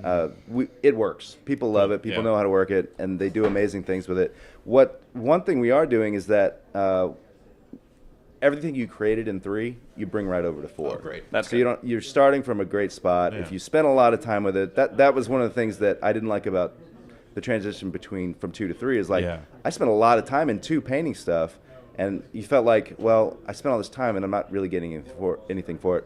With 3 and 4, we recognize that people spend hours and hours and painting Bruce Lee on their car. Bring it over. You'll have a head start in the storefront when you get there. You'll make some money. Right. So yeah, Any, it's like fan service. Any Connect support plans for that whole thing? Any like people taking pictures of their own art or images and whatever and scanning that nothing stuff? like that. I mean, we felt Too many like dicks, yeah, possibilities. Well, that plus we feel like the liver editor works. People know Yeah. how to work it, and it's not alien to anyone anymore. So we didn't feel the need to change it Yeah, up like, just I for think that, change's like the sake. basics of it are accessible to anyone, but some of the stuff I see, It's ridiculous. just and you can go through and look at the layers and kind of see how they did it, but I don't know that I could ever do that. I know we've got 2 guys on my team who that's kind of how they got their start was through painting, and we Yeah. hired them, and they do like the crazy Halo car, and they do like whenever Microsoft releases a game, we'll do a car for it. Like Yeah. Limbo, we did a Limbo car, Halo Reach car, All and- black limbo Yeah, car. it's a Limbo car. It's a Shadow. I could paint you the limbo car. Yeah, that's no problem. I think That's we in did- your skill set. Yeah. Yeah, so but they just whip those out, and it's like they've got a graphic design background, so they have some formal training. But Right. there's plenty of people out there who don't have any, and like I did the Scottish flag. Nice. Yeah, thanks, appreciate it. I did the Swiss flag. I did a Space Invader. Yes, I Yeah. remember the Yeah, Space the Space Invader. Invader, like a Super Mario Brothers That sold pretty Goomba. well. I seem to remember. I made some money early Yeah. on. It was nice. Yeah. I think I put a number 3 on one of my cars. The We all have Scottish our flag limits, is a blue Alex. background with an X on it. Yeah. Accurate. I did that. He's not bragging. He's just saying that he I'm did telling you. that. Oh, right, so it was a pity confession. You Sorry. get in there. But see, the thing is, I created all my flags in Forza 3, but I got in early on the storefront. I created like 50 flags, like Germany's like it's like yellow, red, brown, or whatever. And that's like I made so much money off of those flags because I was the first to market. Yeah. Are you just You know pissed how you it didn't is. make a Welsh flag? Hey, our flag is cool. We have a fucking red dragon on our That's flag. too much. takes too That's much a red time. dragon Yeah. and a picture No. of the Goldie-looking chain. Yeah, exactly. I need basic geometrical shapes, and then I'm good. But it's really good with that Kanye West song. Great. What isn't, sir? Will that song be in the game? Yes or no? To be determined. Oh, Sorry, guys. Fair Yeah, enough. but Jeremy Clarkson will be singing it. I would pay. I'll listen to that. I'll give that a spin. Yeah, I Sure. would buy a limited edition if it came with that. Why not? Chris Tilton. Yes. Anything you want to talk about from the day's events, Yes. stuff that you saw? Before I move on to the things I saw today, I would like to just briefly mention Forza, since I did play it, and we've been mentioning it. Yeah. The one thing I've been playing the Gran Turismo games since the first one, and the one thing that I always loved about the Gran Turismo games is there was a clear passion and emotion that's shown through those games. Like, we're going to position the sun here because it's going to create an awesome lighting effect on like the Seattle course. Right. It's going to look great. And it was kind of a thing I was missing from Forza 1 and 2, but when Forza 3 came, they really started to get it. And Forza 4, I think they've really nailed it. There's like a clear passion and emotion that I'm sure there was always It's like passion beyond- and it's emotion beyond the car in models. development. Yeah, You know, it's it's like beyond the- the car models. It's on the course, it's on the lighting, it's on the driving, and I'm sure there was always passion and emotion that went into the game. Yeah. But it's really shining through to the player now, and I think Forza 4 is I don't want to say definitively, but it could definitively be like it surpasses Gran Turismo in all aspects. I mean, they've been making a good game. Like, Gran Turismo is a good simulator when you're on the course. All the other things around it are kind of really dated, and Yeah. Forza's kind of really made a game out of it. Yeah. Absolutely. But in any, Emily, come on in. Join the party. Hey. Welcome. but I saw Skyrim today, and that was awesome. Yeah. Who else saw Skyrim here? I saw it a couple weeks before the show, but I think Okay, it's you the saw same demo. so you saw that. Yeah, I'm sure it was about 30 minutes. It's Yeah. really long. Yep. Uh, Fighting dragons. Yeah, it was. It Giants was kind of a pissing slow off build. giants Yeah. for no I think reason. What the biggest, giant ever do to you? Burning logs just to make people homeless. I'll start out with the most disappointing thing is, and I kind of saw it coming just because I kind of saw a few footage earlier. Yeah. Was that the melee combat is still just you hitting a button and your sword swinging, and Yeah. it, like if you're near the dude, it hits him and energy gets It's taken kind of like, away. Yeah, it's kind of Yeah. But the magic seems a lot more in depth and a lot cooler, and it's Like being able to put the same spell in both hands to do Yeah. like better. Yeah, and also spells. because I it's thought not like it was it's not like cool. gun combat like in Fallout, so like you can kind of just like shoot That it game out. is machine gunless. yeah. So, but the interface like having a favorites menu and being able to choose your favorite spells and items and things and being able to make that a little quick thing, and the menus are really slick. Interface so much better. And finally, the biggest thing that I'm so happy about is that when you Salmon want to and stop grilled salmon. talking to someone, you just walk away from the person. I'm done Thank with this. God. Peace. and also, it doesn't zoom in and do the creepy, I'm staring at your face. That lock in. Yeah, Yeah. the it facial kinda- animation is still kind of weird, but It it's is a it's little, still way but at better. least they're kind of stopped. And it's They not kind done. of Yeah, stop, yeah. but they appear a little more chill Yeah. while they're talking to you. And while you're talking to them, you can look around, and the things you have to say come up in a real nice, subtle, clean menu off to the side a little Yeah. bit. And even if you want to just immediately stop talking, you just walk away from them, and that's cool. Or you can hit a button to cancel out, whatever. You don't actually have to go find the thing, get back to menu, get to this. I want to stop talking to you now. Right. And so that's a lot better, and it's probably going to be much more enjoyable to walk through towns and talk to people. It's going to be a lot more fluid. I mean, I'm just guessing. He only kind of went and talked to one person. Right. But that's one of the main things I love. I love finding the new town and seeing what everyone has to say about this world and things like that. And that's going to be a lot more fluid. It makes me really curious because I have a friend of mine, Cesar Quintero, who works at over at Area 5. The way he plays all of Oblivion's or all of the Bethesda games is Is an asshole. Yeah, he just puts all of his points into melee. He goes around with a big club. He takes off all of his clothes in the game, and then he just kills everyone in every town he encounters. Destroys all quest lines, and just decimates everybody throughout the entire land. He did it from Fallout 3. He did it in Oblivion. He did it in New Vegas. I'm like, you're missing a lot of the game. He's like, yeah, but he's gonna I have a club hard- children. I just club whole towns, and every time he just immediately goes into town, kills the first person. It's just like quest failed, quest failed. Well, you're quest not really going to failed. see that in this game because they have a pretty, like, what they had Radiant AI, they have Radiant story quests, and basically they can reroute quests through people you've but if you killed kill to everyone- get them. Well, If you I kill guess- everyone, then you're the I guess world if you killer. kill everyone. He have a like can't a, hide forever, Radiant. that guy have like kind of a rough childhood. Is that the thing? Is this like catharsis rough for him? enough. Yeah. Maybe. Chris, anything else? It sounds Well, like we that, sounds like that we- was a big highlight. We Yeah, did, we covered a lot here. Well, we touched we touched on Prey 2. I saw Prey 2. That was really cool. Yeah. Patrick said enough about that, and also at the digs at Deus Ex, which are unfortunate. It does play like a stiff old game with poor lighting. It was also a poor demo to show because you have to sit through dialogue and cutscenes for like 5 minutes and you can't hear anything because it's E3. Show floor is loud. Right. And Like, that was yeah. of all the hope and the positive buzz that has been going around the game for the past year, it was really disappointing to finally play the game and be like, eh. It does that to those kinds of games credit. Those are not games that you should be playing at a kiosk on a show floor. Yeah. Also, I love the first Deus Ex. I even like the second one. Well, you know, So all right. I am still going to Sure. play it. I'm looking forward to playing it. I'm hoping it was just a really bad demo. There's gonna be problems. There's And again, inevitably going to be problems. even the build that I've played, I played like 3 or 4 hours. Like some of those games don't really present themselves, till much later. So I'm hopeful. I'm going to play that game regardless of I'm how gonna it I'm is. gonna play it. I just want to temper people's hopes for it because it's not gonna be like the Deus Ex 2 we all hope I've been for. I've been getting a weird Alpha Protocol vibe yeah, off of it for a yeah, while now. yeah. I don't It can't think be that I bad, don't think surely. it's gonna be as broken I as the don't know gameplay. that it is or not. There- but there's that's- levels that's, and that's there's- kind of the, Yeah, I don't think it's gonna be as broken as gameplay wise as Alpha Protocol was. Yeah. I Hope not. I couldn't Jeez. I couldn't get past like the second mission in that game in Alpha Protocol because it was.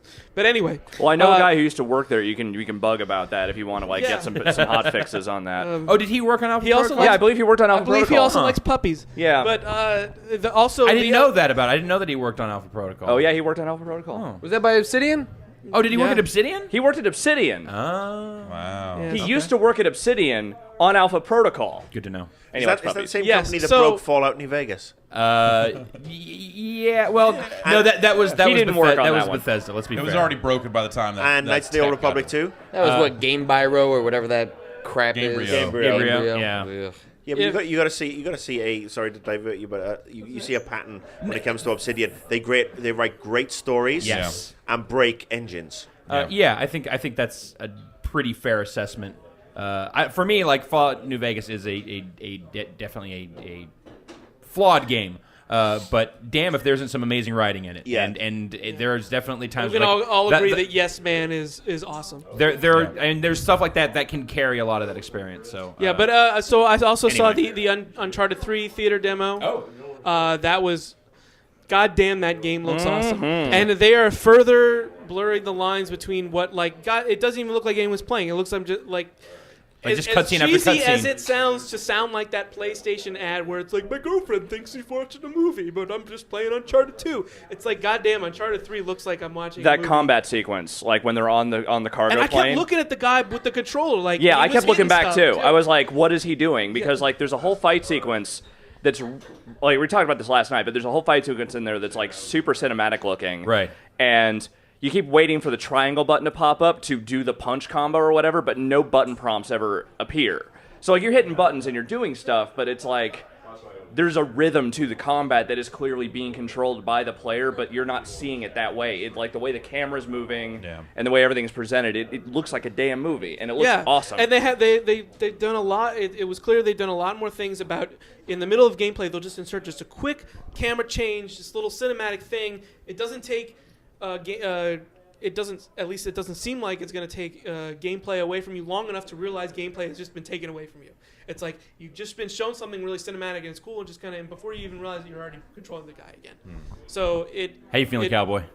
it looks awesome. Again, as I grilled him the other day about how all the boat physics worked, what led to him geeking out about how the boat physics works. It's a box. I had to ask him how the plane takes off because you're on the plane and it takes off and the Jeep's getting small and there's this world everywhere. I'm like, God damn it, how is this plane happening? Because I remember working. How is this on- plane happening? Should be. How is a this new- plane happening? Yeah, I remember working on when I was working for Michael on The Incredibles. There was the fact That's where J.J. Walker gets a job as a flight attendant. the plane. I remember for Pixar, the plane moving at high speeds across massive amounts of land and geometry was a big deal in rendering it, and so to see that in games in real time now. I mean, The Incredibles was 2004. That was just 6-7 years ago. Yeah. and to see games doing this stuff that computers would have to render, hours and hours to render one frame. Things that the game systems are doing now is kind of crazy. Agreed. I can't stress enough how much I cannot wait for that game. Yeah. Gents, I think it's time for us to take a break here. There's a lot of people. We've accrued a house full of people here. Yeah. A There's a goddamn hallway house party full in of here. Do you know any of them? I'm going to say about 60%. Okay. I know who they are. And there's at least a few roustabouts and vagabonds that have just kind of wandered in here, but Probably. We got a genuine transfarer in the house. That's Yeah, right. that's right, we do. And Transform himself I'm into- going to into make here. him sit down here and talk to me about transferring in a little bit. Please but, do. Marcus, thank you so much for coming and I and appreciate sitting on the the couch. chance to be honest. It's an honor to come and hang out with you guys. I mean, our podcast is pre-recorded and edited just for time and content. So to actually be able to sit and just talk shit, and I actually didn't talk a lot of shit, which is although that's And you were asking beforehand. You were like, "Man, I'm going to go off on this, and that." But it was I decided to restrain myself because I'm actually in quite intelligent company, and not I'm saying that I'm not normally. I'm just going to shut the fuck up. while you're ahead, Marcus. Thank you I'm so way much. behind. Thank The you. chat is disappointed that you didn't go off. just say something offensive right now. Go. Yeah, go. Bobby Kotick's a cunt. All right, there we go. Hey! We got it. Brilliant. Tag it and bag it. Chris, thank you for coming. Thank you for the awesome homemade jambalaya and everything else. And happy birthday. Happy Thank you. birthday, Chris Tilton. Chris Tilton and Brian Eckberg, you've turned into a microphone. Thank you. That's What's a 4? Thank you. That's unfortunate, and I'm sure it's going to have some impact on your ability to community manage for Turn 10, but hopefully not too drastically. All right, we're going to take a break here. If you're watching the live stream, It's not like a design job or something. fair enough. We're going to take a quick break. It's not reviewing games. We're going to reset Right. the couches, and we're going to get some more guests in here. So stay tuned for a little bit, and we'll be Going all back. night. God damn it! No. All right, folks, we're back. I think this is going to be our final stand here at E3 2011, last segment of our live show / podcast. Oh, my goodness. Here from the house, and I have to say, pretty all-star cast here on the couches now. We're gonna let's take it around the room here. Christian Nuts. Hi. There we go. That's it. It is both a visual and audio medium. Hand gesture is not the best for podcasts. I didn't know if I was going to. He was going to communicate through the art of mime. No. Both is good though. Both is good. Absolutely. I didn't know if I was allowed to speak yet. Peter Bartholow is here as well. Peter, say hi. Hey, Tell folks where you're from and what you're doing. I'm working at Reverge Labs on Skullgirls, and this is my first podcast ever. I'm popping my podcast cherry. Wait, is It's it- a little frightening. Hey, you're popping your peas too. Don't be scared. We're here for you. You're in safe company good here, question. Peter. So don't worry I about don't it. know. I was here last year, and Lee Alexander was here, and he didn't look safe. Or sober. Andrew Pfister is here as well. Andrew, how you doing? I'm doing well. I'm doing very well. How has your freewheeling E3 been? Freedom tour. Fantastic. Gleefully unemployed. That means you get to go home and just play games for funsies. Pretty much. That sounds pretty good. David Ellis from 343 Industries. In case you didn't know from his shirt, in case there was any question. So do you have 4 of those, or is that the same shirt? No, all I week? have 4 of them. Unfortunately, this one made a trip to Roscoe's Chicken and Waffles earlier. No, that was a very fortunate trip to Roscoe's. This is dessert for later. It's like in Thundercats when you see their closet and it's all the exact same, the thing. It's you, like it's you actually. really you have no idea.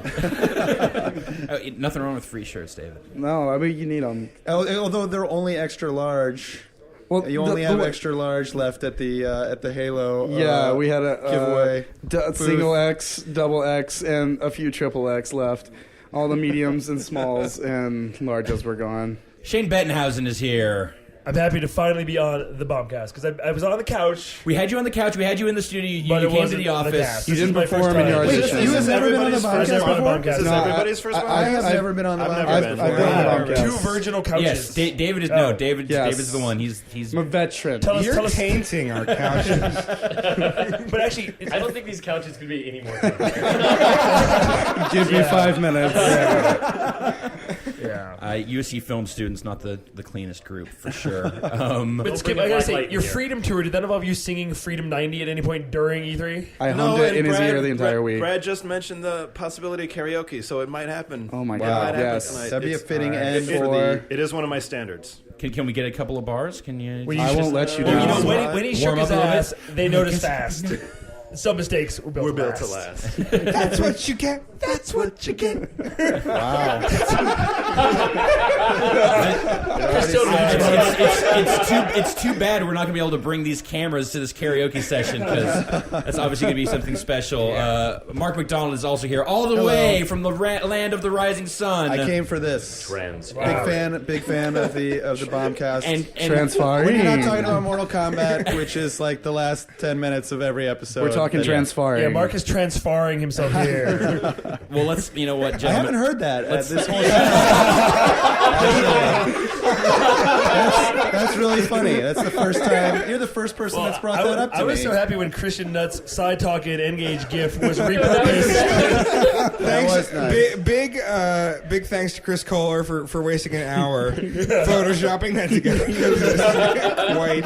Google it, The folks. more time goes ways, the better we all are. Mark, I just want to say that to get this out of the way, that your couch is in good hands. We haven't talked about the couch. It was also Skip's couch. It was also Patrick's couch, and is Yeah. now. It is now my couch. So, and you know It's the bomb couch. the contract, the unwritten, unspoken contract. Oh, it's spoken. Which It was- is yeah. no, but which is this couch, which is the greatest couch It on is. planet Earth.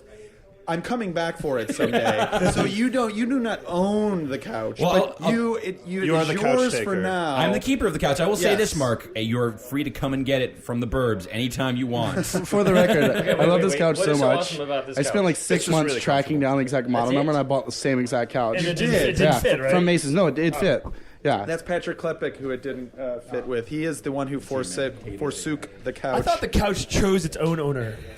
Well, it does. It has a way of slipping let's from be one real, thing to though. the Circumstance. next. Let's be It was a real. That wasn't circumstance. Mark's couch originally. It was Brian Intihar. Yeah, Brian So Intihar. chronology is Brian Intihar to Mark to Yeah. me to Patrick Klepek, and now Ryan. And it did kind of choose me because Patrick moving from LA to San Francisco didn't have room in his apartment for it anymore, Yeah. and was trying to give it away and couldn't find anyone else who had Yeah. rooms. I have a proper house, and it was perfect because my couch was a piece of shit. I hated my couch. Wow. I think- just like the heart of the sun is the hatred I had for the couch that After I was using 60 before. hours of E3 coverage, we might have hit the bottom of the barrel. Or- Couch Ryan, talk. Ryan, I will say, last thing about the couch. When I heard that you were getting the couch, Only one more couch story. Then I got one, and then that's the end of the couch story. I was considering moving back to San Francisco, and I was considering becoming your roommate just to be with the couch. It's a great. goddamn, that's a I'm great happy couch. it found a good home. Yeah. You That still have John Riccardi's old couch. I do. John Riccardi slept on his own couch from like 12 years ago, and he was shocked that Electrical it tape still existed. still on. I still have John Riccardi's old car. Could I drive him to the couch in my car? The more things change. Is there anything never left to throw it talk away. about this E3 that you guys haven't talked about in the like Yeah, 67 really. hours Yeah. of Bombcast coverage for us besides Well, couches though? let's- DVD collection You know coming what? to a Haven't you guys GameStop done, near some you. DSiWare games that you guys haven't touched on yet God, that we might Mark, you know what? I feel like you're just setting me up so perfect. Like you're teeing it up. Yes. I love it. God bless you we for talked it. about it before. Yes, We haven't Bill. talked. We haven't talked about transfaring quite enough just yet. That wasn't the first thing you talked about. When you got here on Friday? Actually, it was when Mega 64 was here. We Right. definitely we dove deep on their involvement in the process. Yes. And they said that they had a lot of fun doing that. They felt very honored that Kojima would consider them to be part of this process. That he would even reach out to them and that they that Kojima kind of gave them carte blanche to do what they wanted to. And Right. when they sent off the video, they said we were stressing and we thought there was going to be all these cuts and requests, and they came back Right. like, no, perfect, that's great. And so they enjoyed that process. Regardless of let's say kind of the bigger picture of what that announcement was. Yeah. So Mark, I'm not looking for juicy scoops here or anything. I'm not looking for you to throw anyone under the bus. Right. But I would just love to know how you got involved in that process and being part of kind of. I mean, Right. kind of an anti-announcement in a way of like a significant chunk of the Konami press conference of Kojima basically saying, well, discussing product for Right, sure, right. talking about the Metal Gear and the Zone of the Enders compilations, but also kind of just like showing up to say, we're not going to talk about kind of the big things that we have. So Right. I'm just curious, like, how did you first get involved in this? Like, how did you get about jumped 2 in years here? ago, pre-production started, and there was some storyboards. There were some rough storyboards. I sent them my notes. We went back and forth. Sure. There was like some models made. Audition process was CG, just- yeah. How long did it take to do the motion capture? Yeah. I mean, Did you use the LA Noir rig? Basically, the first part of the, That's so the life- Mega 64, what you mentioned, is true, which is like, if Kojima asks you to do it, I did it, and we did it at 8-4 and happy to. Like, we work with those guys sometimes, and we like them, and I mean, it's Kojima, right? It's Kojima Productions, so they tell you to jump and basically say. I don't know that anyone would. And you say jump? You say I say transfar. Yes, jumping is where really? you use Jump? force to propel yourself upwards. How The far? second part Transfar. about having like total freedom and whatever, that is not quite my thing. They had an idea of what they wanted to do, and Sure. like I had some dialogue. ideas on it too. And but yeah, it was. Were you really hundreds of feet below the ground? Yeah. Actually, so a lot of different things about that video. I mean, obviously. They were having fun with it, but you can see the reflection of the windows in the trophy case as he's saying, like, I'm saying, like, where are there's no windows here. They knew that, and they realized it. And they're like, no, that'll be funny. People will notice that on the internet. So I have one question. Yep. How many takes to do the walking, talking escalator shot? Not as many as you would think, and That was very not, classy. I will say I am not a walk and talk host guy, so that's the thing. They call me like a week before. The whole thing kind of came together at the last minute, and I was just like, okay, sure. And they sent me the script like 9 or 10 o'clock the night before, and I looked at it, and I mean, changed a bunch of stuff, but it was like it's going to be this. A lot of stuff changed that was happening. That script, I'm not 364 pages. No one edits Obviously, Kojima. No one. I will say, like, Jeff Keighley, Victor Lucas, Adam Sessler, what those guys do is a lot fucking harder than it looks. I will definitely say that now, to kind of pull that off or whatever. Like, it's not as easy as it looks. But anyway. But for the record, Kojima didn't call any of those gentlemen. They called Mark McDonald. He's a Absolutely. professional. So I'm curious. Like, Yeah. did you have any sense of why they felt comfortable reaching out to you specifically? Like, and did they give you an idea of like, hey, we want you to do this thing, and here's why specifically, or Not really, no. I mean, it was just kind of like they knew you, and it's like Yeah. we need an American dude to help do this process. I and- think that was it. I Well, think that Mark was is it. like well known, and a lot of gamers know who Mark is from his stint at EGM, which was an OPM and stuff, which is like very long. And you used to do the Kojima Productions Report with Ryan Payton. I think that was maybe part Yeah. of it, and we've done some work with those guys before. And honestly, I don't know, and they never said this because they're probably too nice, but I'm guessing like Victor Lucas was probably too busy to like fly over at the last minute because he probably would have done an awesome job. And they're friends with him too, and whatever else. And I gotta say, THQ already hired Hard Gay, so That's right. He was off the market. he was out of the running already. So. Oh God. So it sounds like it kind of came together very last minute. It was they had an idea of what they wanted, and they had a bunch of cameras, and they threw together a lot of stuff. They had those little cards made up, which people think is weird. Kojima kept pulling out these. Why? I'm glad you asked. I have How these much cards would right you here. pay for this HD Well, it But was- in collection? Japan, the announcement went out in America, went out in Japan. Some people have seen the Japanese version. I was Yeah. hoping that they would put out the Japanese version and subtitle it for everybody because you wouldn't have to. Did you hear get a me, Japanese but- voice actor? Yeah, actually, So there is a Japanese version of that. So talking to the Mega 64 guys, they had said that they dubbed all their stuff in Japanese, and they're like, we don't know if they changed shit. We don't know if like 'cause Right. if things were completely different because there are It parts was in that. actually- Fortunately, transferring is transferring. the- in but the Japanese. Universal- No, the Mega 64. Just for the record, it was the same in Japanese. Oh, was it? Because so they were saying there was a specific moment where like Rocco's kind of walking along, he's playing the janitor or whatever. Yeah. And he had no lines in the English version, but in the Japanese version, he's like muttering to himself and. Well, okay, maybe it's not identical, but I mean, it's not like a wild misrepresentation. Sure. They But they were saying actually- like famous voice actors Yeah. were dubbing over them, and it was like blowing their minds, and people were freaking out about like two of them were voiced by someone who was a major voice actor in Naruto, and Yeah. there's a couple of notable Metal Gear voice actors Well, that yeah, were also Solid used Snake there. plays Rocco. Yeah. Like the guy who plays Akio Otsuka plays Rocco, which is like the guy who plays Solid Snake. So Oh, is that the? Oh, wow. Jeez. Yeah, they're apparently like really famous. All of the Japanese voice actors. Do you have any? Do you have any idea who provided your chops? Somebody told me. Maybe it's in like the Power Range equivalent to Power Rangers or White Power something Ranger. like that. But yeah, I was told. I thought and that was totally you. forgot. The White Power Ranger.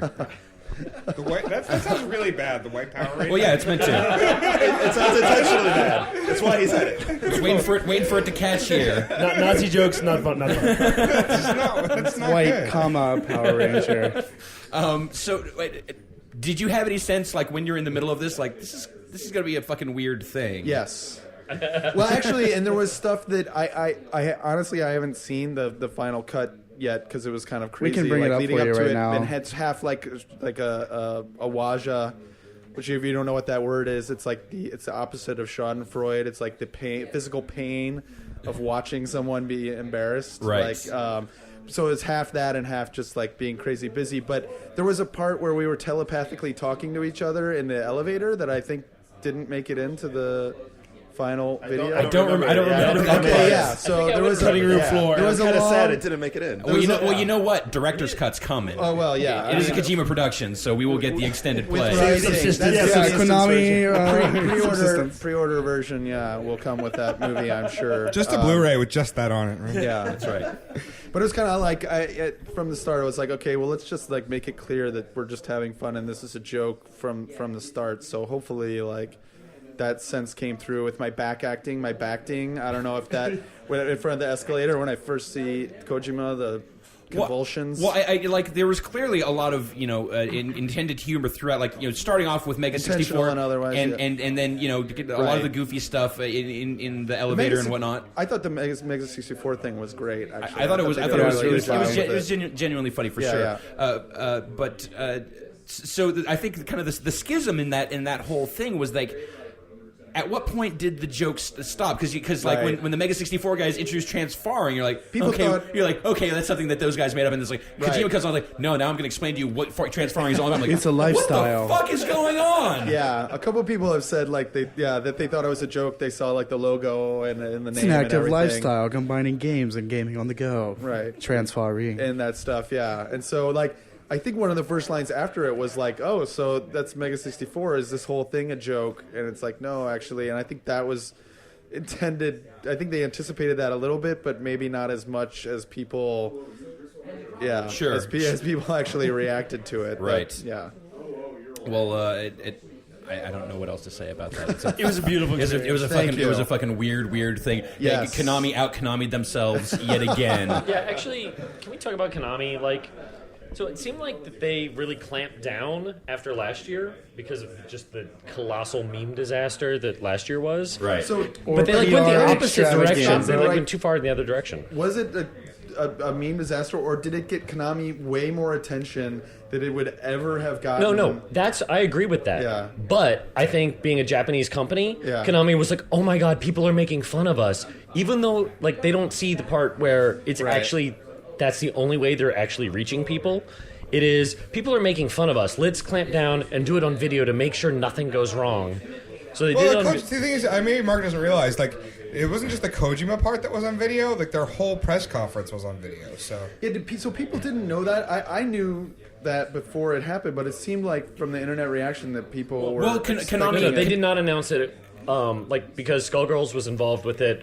I had been told that it was going to be on video. I'm like, oh my god, people are going to hate this, but they Right. didn't announce that. So Well, they had viewing parties. Well, yeah. They treated Yeah. it like it was this like at this time it will start because this is the press conference, and then So you expect it to be live streaming, right you expect it, and it was You streaming. could just fast forward to the But end. but then you found out on like I think it was like the game trailer site they had it as well, and you thought okay they just gave them the stream. You realized no, they just gave them the file, and then Right. people were able to actually scrub through it. So there were people at like these viewing parties or whatever. Who are sitting there and they're like looking at their phones and realizing, oh wait, all of the information from the rest of this press conference is already out there because people have scrubbed through like this, and it just seems like one of those crazy ass Japanese miscalculations, right? Or at least I mean, I think just to hit on last year's Konami press conference, I think it people were making fun of them. I think it actually worked out great for them because I don't think it transferred to the games too much. People were making fun of the Transferred. presentations. but people didn't like it. People didn't take it out on the games. People didn't really think less of the games. Like, let's be honest. Like, how many of the average gamers knew who Tak Fuji was? No, like, exactly. before last year. I know who Tak Fuji Now now is everyone only knows who he because is. of 1 Million Troops. Yeah, Right.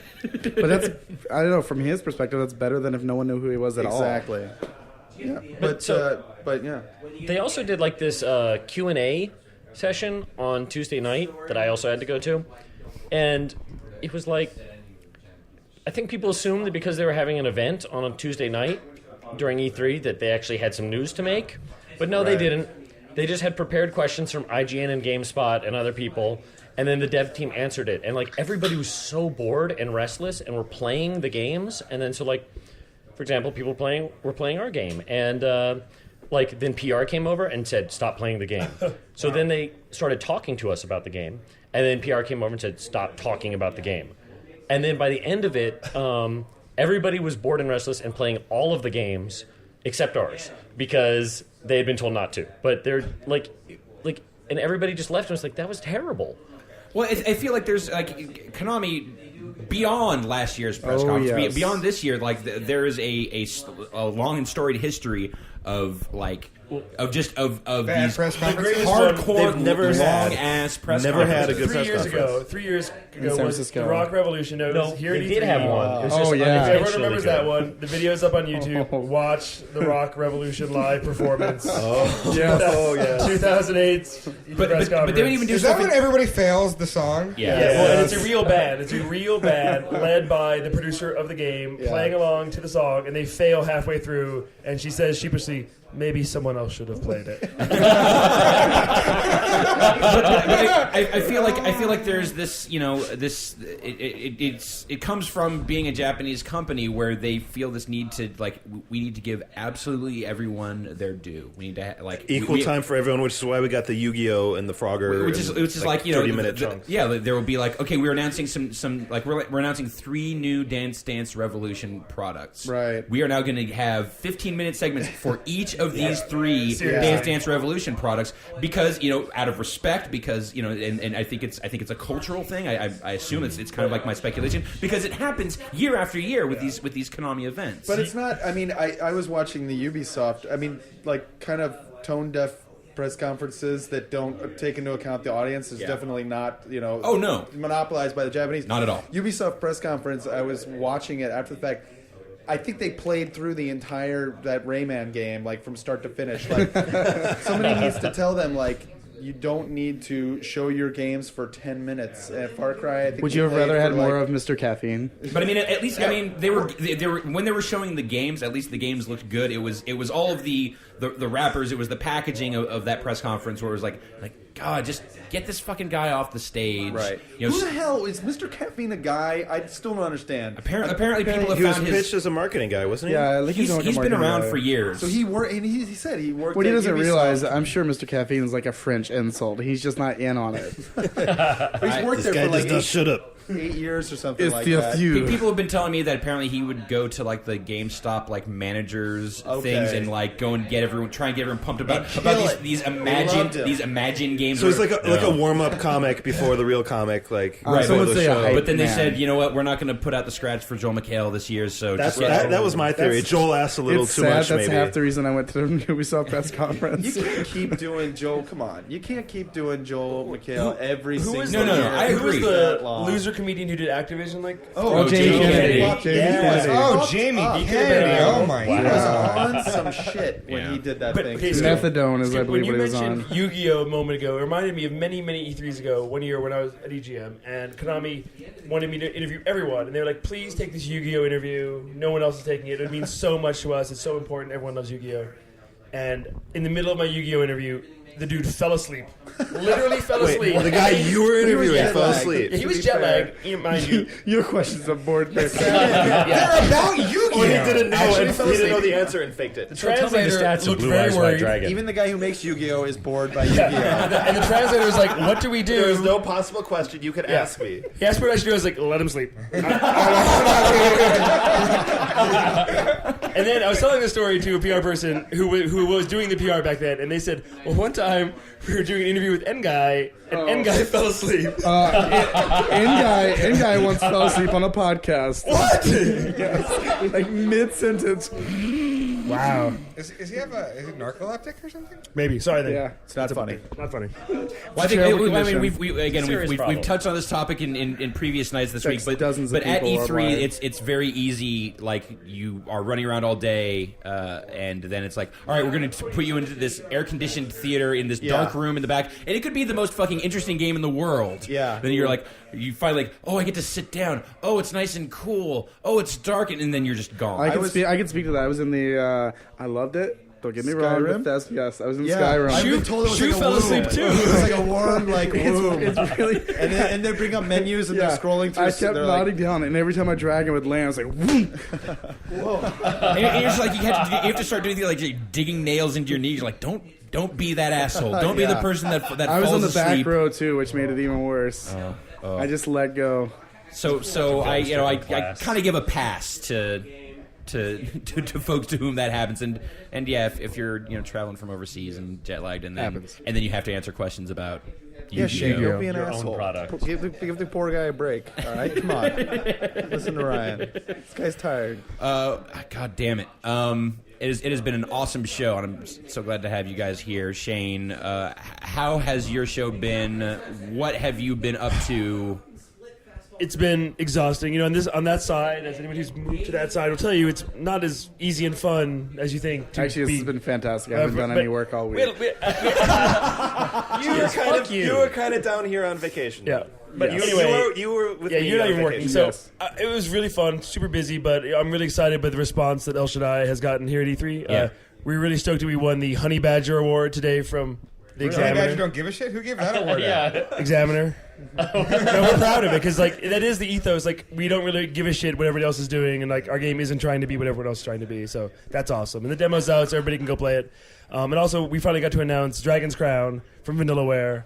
If you haven't seen this game, Biggest press at E3. I've heard about it. I haven't seen it for myself, but I'm on board for anything Vanillaware. Side-scrolling 4-player action RPG beat 'em up, kind of like Guardian Heroes. Was it at the Sony press briefing? It was. It was announced for PS Vita and right? PS3. Yeah. And the character designer there, George Kamitani, has outdone himself in rendering the female form. Let me ask you real fast. You just said for PS Vita and PS3. Yes. So how does that work? There's transferring. Is it the exact same game? Do I buy one and get a discount to the other? We'll reveal the full interoperability between the two versions. We're not talking about that right now. Later this year. I've said that Is it a 4 retail times or a this week. PSN? It's It is a amazing. retail game for PS3, and on Vita it'll be both retail and download.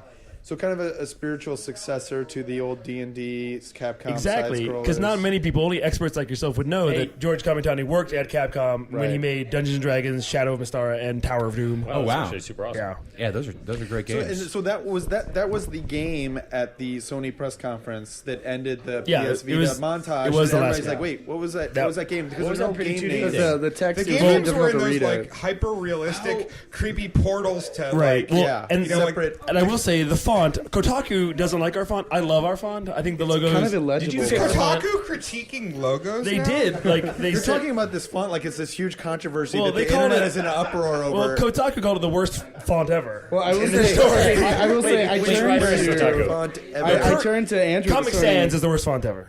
Wow. But which I turned writer to Kotaku? Andrew at the Sony press conference. I was like, I could not. What was that? I couldn't I read read it. it. It said thing. Well, the W is I a had my crown. 3D glasses It's kind on. of Nobody aggressive. cares. Anyway, Let's move on. But Dragon's Crown looking hot. The Font other Gate, we don't talk about the 11. games, but the other game that was really close to my heart is Magical Drop 5, which Christian and I were talking about. Oh my god.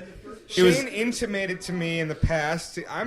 Magical Drop 3 is in my top 10 games ever. Yeah. It never came out to America except on the Neo Geo platform, so it's not exactly like the We had an most. arcade machine with it at WoW. Yeah. I mean, it's just the best competitive puzzle game ever. Magical Drop 3 was, and better than Pokemon. What about 4? Was 4 just a piece of shit? Did they just completely lose? It was the... Magical Drop F. It was there's no actual 4. We will not be talking There's about no Magical Drop 4. There's literally, We're not talking It has about been that right erased now. from the history books forever. It was stricken from the record. They went super realistic and they tried to go gritty. It was just First-person shooter. actually, it was open world Magical Drop. It just you're walking around this level and there's just these colored balls all lined up. And you just drop them anywhere. It didn't make any sense. It didn't, Yeah. Drop a single ball, you win. Open world gameplay didn't really work for. But Magical seriously, Drop. Magical Drop Drop balls is. on I mean, hookers. it's arguable what the best matching versus puzzle game is, but my personal belief is Magical Drop is Tetris Attack. Yeah, whatever. I agree. Actually, I think this is the second best after Panel de Paul and Tetris Attack. But it's very different. It's super fast paced. Yeah, it's unbelievably fast paced, energetic, and fun. And the fact, Shane intimated to me that this was in the works a while ago, but there were some difficulties, and I was so seriously XBLA. Were the balls not dropping or something? No, actually, it was just a matter of getting the rights because Data East, the old company we all know, made all these great games. Yeah. They got bought out by a Japanese cell phone company. They didn't quite understand what they had with all this IP, so it took a lot of doing to get it away from them. Yeah, so who's making this? So it was developed by Arcado, this really great team in France, and they made a bunch of the best games on Xbox Live Indie Channel. And their games the are Arcado series. Yeah, they're fantastic, and they're doing a new game for Sega as well. But the great high-res 2D art. Did you just break an NDA by saying that? Or something? Did I? I think it was announced. There is no PR It has person been to turn announced. to. I didn't say what game it was. Exactly. Tell us what to What are think. you looking at me for? You're the closest thing to it. You hosted Konami's video. But no, it's really cool, and it's going to be super value priced. So It's look out for that. I can't Super I value cannot price. recommend Super honestly value. out there for people. Magical Drop is. If you like versus puzzle games, I cannot recommend it enough. So I'm looking very Even if much you forward to don't, it. it's good enough. You'll probably have a lot of It's fun fun. with Part. it. I mean, it's Yeah. how many players is the It has 4-player and online. 2 modes, right? What formats does that come into? We only announced the PC Steam version, but we'll be announcing all the consoles very soon. Okay. Yeah. Because it's a harder sell. in Did you this just day- announce all the consoles? I didn't say all. It's not coming to my Nuon. You're still playing Merlin card on that motherfucker. No, it's more like free. I'm not gonna No, it's all move about on. free fall 30-50. Jump out the window. I actually tried it a couple months ago. I got a weird bug. I'm like, I'm gonna go buy a fucking Nuon. I had that bug. And I tried to find it. Impossible to find. What? Really? There's one in Shane's bedroom. Shane, do you remember the time when we were all when we were working at Gamers.com and we decided to go troll the Nuon forum? Yes. Shane and I signed up. For Was the there Nuon- anyone in the Yes, Nuon yeah, forum? yeah. It's like, remember Bob and Jake in the Nuon forums? We totally like fucking kicking the trolled cripples. those. Man. Dude, that Guys, was business. Yeah. Wow. No, there were at least 4, but it was they were so. Basically, it was all the Tempest fans who would buy whatever platform the next Tempest Okay, game. sure, came. sure. Right. And at this, it felt kind of bad, but it was very. Yeah, it was like the evidently bitter trolled. dregs of the Jaguar CD forum. That's what I was gonna say. It's, Yeah. it's like trolling a Jaguar forum in '97 and making Which fun I of the one did. guy posting. Which I did. I'm sad to say that is the same crowd. So did you have this? Is this a Nuon from? Is this vintage? You didn't pick this up later? I got it when it was clearancing, and I Okay. got it for the VLM by Jeff Minter, which I still use. Yeah, I've been to many parties at your apartment Yeah. where we were watching Jeff Minter's virtual light And there's like machine a on llama Nuon. on screen pulsating. Did you ever get Did you ever get your CDI? No, Mark fixed? McDonald, you played my CDI so much. I'm You upset played about Hotel this. Mario Yeah, all yeah. night I until remember you you broke. guys trying to beat Hotel You were Mario. there. You broke my And I CDI. would have beat worth Hotel playing, though, Mario. right? Hotel Mario is not better than Sonic CD. It is No, way it fucking better. isn't. By Shut your by- fucking mouth. By default, it would have to be, right? I'm gonna just admit my ignorance here. I have no idea what the fuck Hotel Mario is, but I am a huge Sonic CD fan. Thank so you, sir. by Which default. soundtrack do you prefer? It's from No, sell me on Hotel Mario. What is this game? It's one of the only Better than things Sonic CD. worth actually playing on a CDI. Relative to the rest of the CDI's library, or relative to games? Relative to the rest of the CDI library. Okay, good. Just as long as we're setting standards. Absolutely, it's esoterica. It's fucking. It is the best Mario game set in a hotel. I don't know. I I really don't know if I was going that no. far. There's a hotel level on I Mario really, Sunshine. yeah, I really like Hotel level. You're right. Yeah. Second best Mario game set in a hotel. I wouldn't go that far. And there might be a hotel in Mario is missing. I think there's a Hotel Mario Kart Double Dash. Yeah, you're right, actually. So this is like Fourth the best. fourth or fifth best. Fourth or fifth best Mario set in a hotel. If you're looking to play a Mario game set in a hotel, And also, If this is your Venn diagram, yeah, the CDI controller also is, shall we say, a unique. actually, it looks Precursor to the Wii yeah, remote. it's kind of like a Wiimote with like another 20 buttons on it. Yeah, except that the fucking like D-pad. I mean, it's like it's terrible. Yeah. It's horrible. It's Wow. as bad as like a Jaguar pad to control on. Excellent calculator, though. Yeah. It totally Wow. pauses your movie. I really didn't think I'd be talking about Nuon and CDI to wrap up E3 2011. Yeah, so I go know. back to what Mark said at the very beginning. You know, Welcome to the Giant Bombcast, you guys. Only the hottest cutting edge news of E3 2011. already talked about. No. This is Good stuff. We are good. No, this is the good stuff. We are in it right now. Make no mistake. What am I going to do? Talk to David Ellis about what he can't say about Halo? Like, Yes. We're not really here to talk about that right now. Well, okay, David Ellis was saying that for the Halo 4 CG teaser, he was very upset that the Halo stuff leaked out that morning because it was supposed to be like a bait and switch. You weren't supposed to tell what game it was. Like, I wonder if this is a different Space Marine. Oh, it's that Space Marine. But you know how the video started. It was like fucking synapses firing or something. But then you hear the voice, and that like It's even not really clear what the voice even- is saying. Yeah, but you can hear. But you can hear. It doesn't matter what the voice is saying. That tone, like it, the Halo people would know. That's so specific. I agree. Like I was actually kind of bummed, like knowing that it was going to be Halo 4, right? Because like if that had just come out, that would have been. Because what I love about E3 is the holy shit moments. I love the biggest surprises, and you never get them anymore. You knew that Nintendo was going to announce a new system. You know, and you knew almost everything about it. all the stuff about the controller. Like a lot of that stuff had already gotten out, and same thing with Halo 4. It's like I watched. I'm like, okay, it's a pretty good, pretty exciting teaser. There kind of was a holy shit moment in Nintendo's conference. They just didn't mention it when HD Zelda was up on But the then screen. again, But that's just. I mean, that's it's not a game, but it's not it's a game. like It's a tech remember demo. six- But if you can, know if it's you can going to be chat, a game at it some is. point. But remember if you 6 can years chat it ago, with the we whole- thought that was going to be a game. I mean, and then they went back and showed Skyward But Sword, it's- and you went. But it's why they continually said that stuff is that they knew how hard they had been burned at Space World with you know, the, Shane's absolutely right. the CG demos. So. Yeah, it's not. Yeah, like they know about audience expectations with Zelda. They're very careful, but I think the biggest surprise at the Nintendo press conference was when the orchestra started playing. I fucking flipped my lid. Spectacular. Yeah, I felt like it was at the Oscars. Or something. I will say at home that did not play nearly as well as it clearly did in person. Oh my god, it sounded it was gorgeous. great. I was like about to shoot myself in No, the head. I it was like, was- come on. Oh my god, it was It's just super boring. gorgeous. Back to biggest like oh shit moments.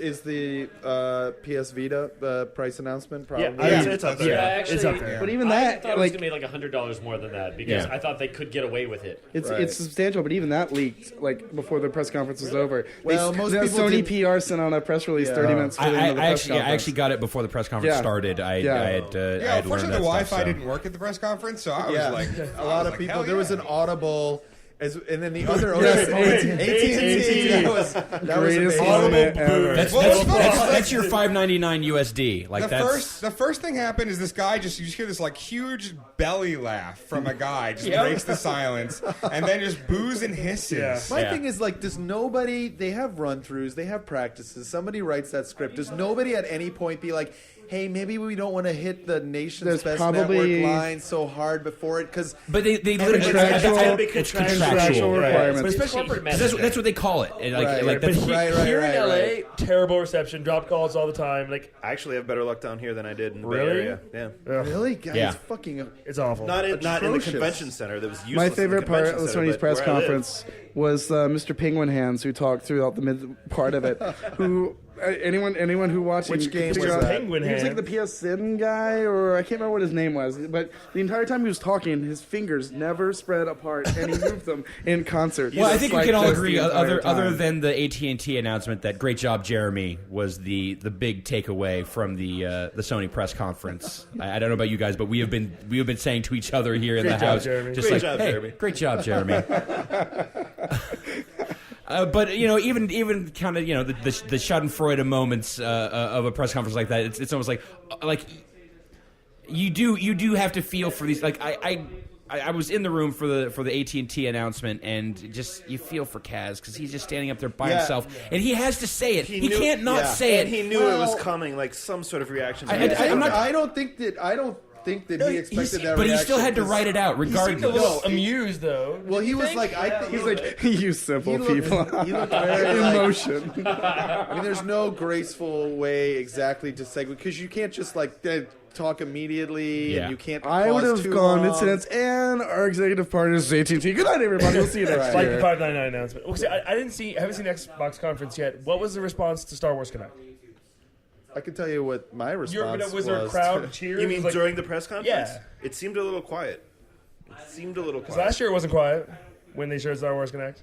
Yeah, that's true because it was the one game that they showed while we were all wearing the like muumuus, Space ponchos. space ponchos. TM. But yeah, that game. I mean, like, whose aspirational fantasy is it to be Star Wars kid? Like Every kid ever. Wait, do you sit in a pod racer and just go Yahoo? I Like, mean, what is the game about? Yeah, Star Wars Kid. What? Well, you saw No, the I Microsoft slept through it. comments. Oh, Wait, I okay. should not admit that out loud on a podcast show. A little late. Well, basically, I mean, it just looked Edit it out. really broken This is live. and crappy. Imprecise. And, yeah, It's Very imprecise, and it was like a it's 2-second delay on everything. And also- the fantasy of the Star Wars game is always when motion control is introduced is the lightsaber, Right. and when they showed the lightsaber stuff, it was the least impressive part of it because he was just bouncing, floating from guy to guy, Like, and it was the best parts were like force pushing droids. Yeah. No thanks. You know, like, No, the that's best part you was got? lightsaber on. well, Lightsaber. Was announcing, which is not something you actually have to do in that game. Right, right. With a nice little dramatic flair there. I mean, hearing talking to like the Double Fine guys about like Tim Schafer's involvement in that. I don't know that there is like obviously there are repeated run throughs. They are trying to nail this stuff down as well as they can. But I don't know that the people that are like writing and producing it necessarily have the perspective. I think you're working on it. I think it's maybe hard to see outside because they were talking about Tim came up and they did a run through and he was like we need to rewrite some of this stuff, and he went back and added a lot of like the kind of the fun touches that made that specific demo kind of stand out. It was like the simulated family unit stuff, like that was all Tim, and like that, like coming off of the Disneyland thing, which and to be clear, and both that Star Wars game and that Disneyland game are gonna fucking sell through the roof. They like it doesn't matter if we all think it was corny. It's for kids too, because yeah. And Star Wars, I mean, they're setting it in the Clone Wars stuff for a reason. They It's don't care not what for old us. man Star Wars thinks Right. about it. They Yep. care about the kids who are actually buying Star Wars shit and right watching now. the Clone Wars and all Which that is stuff. very popular. So let me just play devil's advocate. Can you not make a Star Wars game that kids are going to buy whatever shitty No, Star Wars old- game? Can you not make a Star Wars game that kids are going to buy that also like old man Star Wars can big fan is going to buy and Old man appreciate? I want to make a Twitter account. Old man Star Well, I mean, Old man Star Wars has not left his mother's basement in 20 years. You throw in a lightsaber sound and the fucking John Williams music, and most people are there. You just don't make it super shitty, John Williams. and most people will be there. Ergo, Lego Star Yeah. Wars, which I will They made say, 6 of them, I think. yeah, is actually kind of a shitty game, but it's just okay. And so people are like, it's actually really good. Well, it actually it's a reminds great me. kids That game. reminds me when Nintendo announced the exclusive like Lego GTA for 3DS Right. and Wii U. Nobody cared. Like nobody Grand cared. Theft Lego. It's not for you. What's it really called? Like Bringing it Lego back. City Stories. Brick City, Lego City Stories. City Stories. like Liberty City. Yeah, I was Lego gonna say, City isn't that already trademarked to Rockstar? Anyway, whereas when they announced I Smash think it's so Brothers, Red Man has Brick City when they trademarks. announced Smash Brothers, Ballad a of girl Lego behind me Tony. I think she. I heard that. I think her water broke. You mean announce Smash Brothers? Yes, we will make a Smash Brothers game at some point in the future. We have not started working on it at all, but And it's like- it I would was be I was great reading the if that teleprompter existed. for that part, and It's like seemed But But it was it's like cool Beatlemania that where I was the sitting, one right? cool thing is they announced that it's a 3DS one as well because Smash Bros. Has not come to the portable systems before, so that's cool. Yeah. I agree. It's not worth screaming at the top of your lungs as though you're about to faint. But that's how Nintendo That fans is how work. they work. yeah, but I think it's cool, honestly.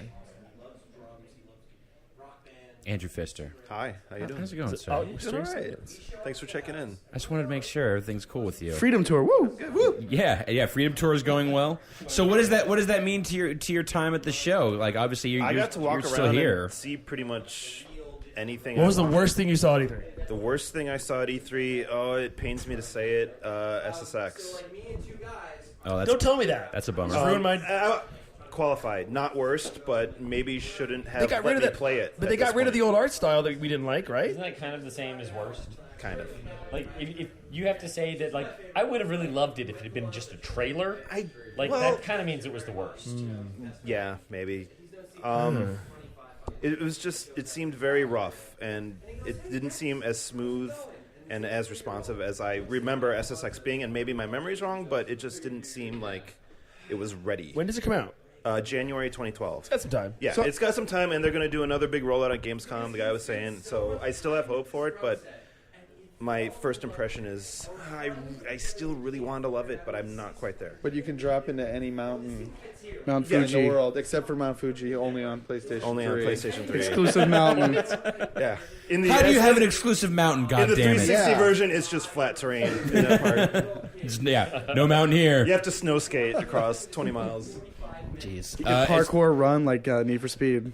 That is a bummer. But what are the highlights? BioShock, obviously. Clearly. I'm sure it's been mentioned thousands and thousands of times. Yeah. I'm not an old school XCOM fan. I never played it. I'm going to at some point, but I really liked the XCOM demo that I saw. Yeah. That's actually interesting because I think everybody hates XCOM just because it is not the old school games. I ran into a couple of people today, and they're like, "Wait, you liked it?" I'm actually kind of wondering like why they called it XCOM because it seems like it could be a cool game, but it has no relation to the old game. So like, no, why actually, not it just doesn't have as little relation to the old games as you think. I think. Okay. Like, actually, I was talking to Kat Bailey, who is like the aliens. What? There are aliens. No, even beyond the aliens, like there are things about the research and the tactical elements that they brought back in. They were saying like Yeah. they went dark. They took it offline for 9 I was going months. to or say, Kat whatever. Bailey is a huge strategy fan, and so I would kind of trust her judgment. And she actually was like very pleased. I don't know if I can't say for her whether she would be more pleased with a direct sequel, Right. in genre. I mean, it's But still a she- first-person shooter. Make no It's come mistake. a long way since they Yeah. showed it last year, and Yeah. I think definitely if there's an award for like most improved year over year, like I was very impressed with the changes they were able to make with Jordan Thomas coming on and the guys at 2K Marin working on it. They've done a really good job. I love the setting. I love the art style. I think the stuff that they've done with the kind of the alien design stuff is interesting, at least. Yeah. And they are at least paying homage to elements of XCOM to justify why you would use that name and not just like we own it and we're just gonna use it whatever. But at the same time, like I don't think you can't base these decisions entirely off of like. If you think about the number of people that actually played XCOM and love XCOM, it's a really small number of people. It's a damned if you do, damned if you don't type of game. In a modern game audience. I worked at retail when XCOM That was Terrorist literally Liberty- my very first video game review. Yeah, and it was well liked, sold well. had a But long it just tail. think about the size of the audience. It's a matter of yes, it was well loved by a lot of people then. A lot of people then is not very many people now. Yeah, but there's still the question of, do you really need to bring it back if you're not going to do, you know what I mean? Like, I'm not saying that it's a right or wrong answer, but you know what I mean? Like, if it's so long ago, I mean, sure. And you But- know but that because by your logic, you can't satisfy the people who actually care about this. So it's a ripe concept for Yeah, but for why you call it- reinvention. Right, but so why did you have to call it XCOM? Because Why it's a cool not? fucking name. Yeah. Sure. Why not? But you're You get also to- alienating the people that did like it before, and they're actually going to be a lot more vocal than the people that don't know anything about It it. didn't matter with Fallout 3. I mean, the same thing happened there. It just didn't matter. The But name Fallout 3 alone was pretty close to No, but the Fallout fans fucking it was hate it. basically Oblivion. Well, I mean, No With Mutants Allowed. We guns. talked about this before. Like, you can't listen to the lunatics. Like, at Yeah, a but certain I mean, point, you have to make a game. Yeah, but you as- also can't call everyone who has an issue with the way IP is treated a lunatic. I don't think. I know Fallout has a lot of lunatic-y fans. Oh, okay, no, but I'm saying that the vocal minority is that No Mutants Allowed group. You're right. Not everyone. We can talk some shit about Fallout here, no doubt. Everyone here, I'm sure, has some issues with those. The way those games. I just think everyone who's a fan of something has issues with the way their series has been treated at one point or another. Yeah, for sure. I'm with. I'm mean, I with, know I'm I with hate Skip. Halo 4. I love SSX. hate Halo and 4? What do you guys do I'm to on Halo? goddamn pins and needles, hoping that they can bring it back in a relevant. I walked meaningful around way, and so. saw a lot of games, and I saw a lot of them were shooters, and I just kind of accepted that, and I started looking in the shooters, like, Yeah, I refuse to what is accept that. everyone doing differently? Speaking of in these shooters? franchises that shit in the mouth of its fans, how's the Sonic games? Did anybody play? I watched about 15 minutes of Sonic Generations, and it's really almost too fast. I'm not the biggest Which Sonic version fan. were I'll you yield to watching? 360, I think. He was playing with a 360 pad. I'm trapped in the Sonic cycle. I was just talking about Sonic. You on poor the- bastard. On the 84 podcast. Perpetually and, trapped. And as a huge Sonic CD super fan, the fact that they're mining Sonic CD nostalgia for this one make me want to care again. Yeah. I didn't have time to go play it, but I sent my proxy Rob to go play it, and he was playing the PS3 version in 3D, and apparently the frame rate was like 3. It was like unplayable. So now I want to check out the 360 version, see if that's better. Maybe the 3DS version. Yeah, I but, mean, I like the idea of, like, no shitty friends. Right. But I haven't Getting talked back to any- I haven't basics. talked to anybody who played it. Playing it in 2D, but It's I mean, I think it's it's cool. problematic. I think it's a cool idea. I'm just wondering if they executed on it. Yeah, I've heard mixed reports. You know, there's some different franchises that I once loved and now are a little over for me. Tekken. There are currently 6 announced Tekken games. 6. I have to say the 6 announced Tekken. Go through them. There's Tekken Cross Street Fighter, Street Fighter Cross Tekken, Tekken 7, Tekken 3DS, Tekken Wii U. Tekken Tekken Wii U. Tekken Wii U. Tekken Wii U. 6 Tekken games announced. There's And no by the way, there's no Vita one? Not yet. Tekken Wii U. If you Yeah, told me no, that was Tekken no, 3, the Street Fighter is on Street Fighter Cross Vita. Tekken with Cole from Infamous. Tekken Wii U looks like worse than. Well, those aren't make no mistake. Those aren't games. Like Right. all the stuff that they're showing for like those Wii U like Well, concept no, demos. that's the thing. Well, a though. lot Mark, of games mixed into a just on montage. different platforms. Mark, have you never wanted to draw on his face? That's the thing, though. It was mixed into a montage of things that were like No, but- PS3 and 360 games, and this is Clearly, one that was not a 360 game. right. But it's like, fine, don't show it. Show fucking Yeah. Tekken, 4 or 5. I mean, it looked. But like, yeah, when Tekken produced, like, this is the first time Tekken has ever come to a Nintendo console and every other console in the world. We're making 6 different games. So I mean, to speak to kind of like the quality of the look of Wii U stuff, it sounds like that platform, like they don't talk specs because Nintendo doesn't talk specs, but also it sounds like that platform is still very fluid. Specs got announced. You can go on Nintendo's website and look at it. You can Wait, look at the specs? architecture. How and is- detail. It's a 5000 series. It has all, who's making all the parts. The architecture is similar to 360. Like, you saw They confirmed Ubisoft. 1080p and HDMI. Ubisoft today showed that game like Monster Ghosty Alien Hunters. See this Yesterday, thing? Killer Yeah, Freaks with from Outer Space? That thing. Yeah. Better It than has Killer Clowns from Outer Space. Yeah. Similar, but it has like graphics Better. that are meant to be like indicative of what the graphics look like. Right. It looks, George Clooney. somewhere I between. fully. That game is pre-alpha, I think, as well. Xbox, So Yeah. Yeah. Don't get me wrong. Wii U, I think, will look as good or better. I mean, maybe like 360? incrementally I finally played better. it today. held it? Yeah. So a couple of guys from Nintendo were kind enough to get us in. We actually got a chance to play around with it a little bit. I'm curious. I think Nintendo has shown over the years that when they first show a platform to when it launches, they learn and they make some ergonomic changes. And I think there are going to be some necessary ergonomic changes to how Really? I laid out. have to disagree. I think that thing feels completely really, disagree. really Yeah, solid. I agree thought with it these Yeah, I felt didn't think it was too fantastic. heavy. Yeah. No, I- it's not at too all. heavy. Okay, so It's okay, actually- so when you say it's check it- surprisingly great. what do you think is wrong with the controller? Face buttons, it just placement's wrong. For me, No, I'm actually in my curious initial to- time picking up and playing it, I needed to kind of do the claw. Well, to one do thing that was both of interesting the, that was pointed out to me is that just the analog stick is above the Yeah. buttons, which is a bit odd, actually. It's and honestly, it's just the one on the right. I mean, when I was doing that, the Right. claw to do both triggers at the same time to bend my thumb down to the face button was very uncomfortable and actually hurt. I guess I am not a 2-finger on the shoulders. I'm generally I not noticed either. that too, and I was like, I'm wait, a do I single always finger. have to play I'm with generally two not fingers? either, but I felt like that's what they wanted me to do Yeah. with the way it's designed. Yeah. I don't think any of the demos were having you use both. Yeah, shoulder- that's so shoulder it was hard to. trigger, I mean, though. yeah, if you'd sort of play pretend, I think, to get a full feel for it. Sure. Yeah, I was actually surprised. But I mean, Which is like valid. I wouldn't be surprised by some tweaks, but I think like fundamentally, size and shape of it, the way it feels in your Oh, hand, yeah. the weight, the look of the screen, like these And it works. basic things, like, and it works. Like that's the stuff you got to nail. Let's talk about the first Xbox controller.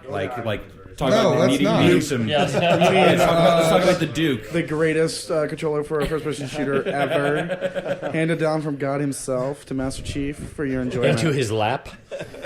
Which was the only game you were playing on Xbox One anyway. So. Yeah. At the time, perhaps. Well, until they came out with the S, and then there you're like, was- I can play other games on There this. was Awesome. the Fusion Frenzy demo, which was fantastic. Wow. Fusion Frenzy Hey, anniversary. I reviewed the coming soon. Shrek game for Xbox One. I So remember did that. I remember that we launch. both reviewed that game. I also reviewed the Chariot Racing game. Remember that thing? Oh my god! Circus Maximus. Wouldn't it be cool to have a Duke controller remade for 360? Wouldn't that be cool? Sure. Oh yeah, that would be so cool. Almost as cool as the tacky gold remote for the Wii. That I'm sure people broke out into tears and songs. I'm when actually they going to buy showed that on because I don't screen. have a Wii Remote Plus. But I mean, it's partially for irony You value. should buy Flink Okay, Sparrow. fair enough. Thank you for that qualifier. Gents, I think we're gonna. It's about time for us to start wrapping this little right. crazy, Wait, and this is crazy the show end, up. though. This is the real end. This is the end. This is the end. So has Giant Bomb named it's Game of Show? Yeah, do you guys do awards or anything like that? We typically don't. I think everyone came away super impressed with BioShock Infinite. I think that's a clear lead for a game that all of us saw. Like, it was a game that we all made a point to see because we felt that it was going to be an important game at the show. A lot. I didn't get to see it myself, and I'm disappointed in that. I didn't get to see Prey 2. Prey 2 is my biggest surprise. Which of the everyone, show. you want to talk about most improved, that first game, whatever. But everyone that's seen what they're showing for Prey 2 comes away super, super impressed. I've also, I think Skyrim is potentially up there. What was the surprise of the show? The thing that you didn't see coming, didn't expect. Yeah, I feel like there weren't any surprises Actually, this year. Prey 2 was a huge surprise. I mean, who had My high big surprise, expectations for that? which is kind of a negative surprise, is that I wasn't into Mario 3DS. Yeah, we were talking about that in the hallway earlier.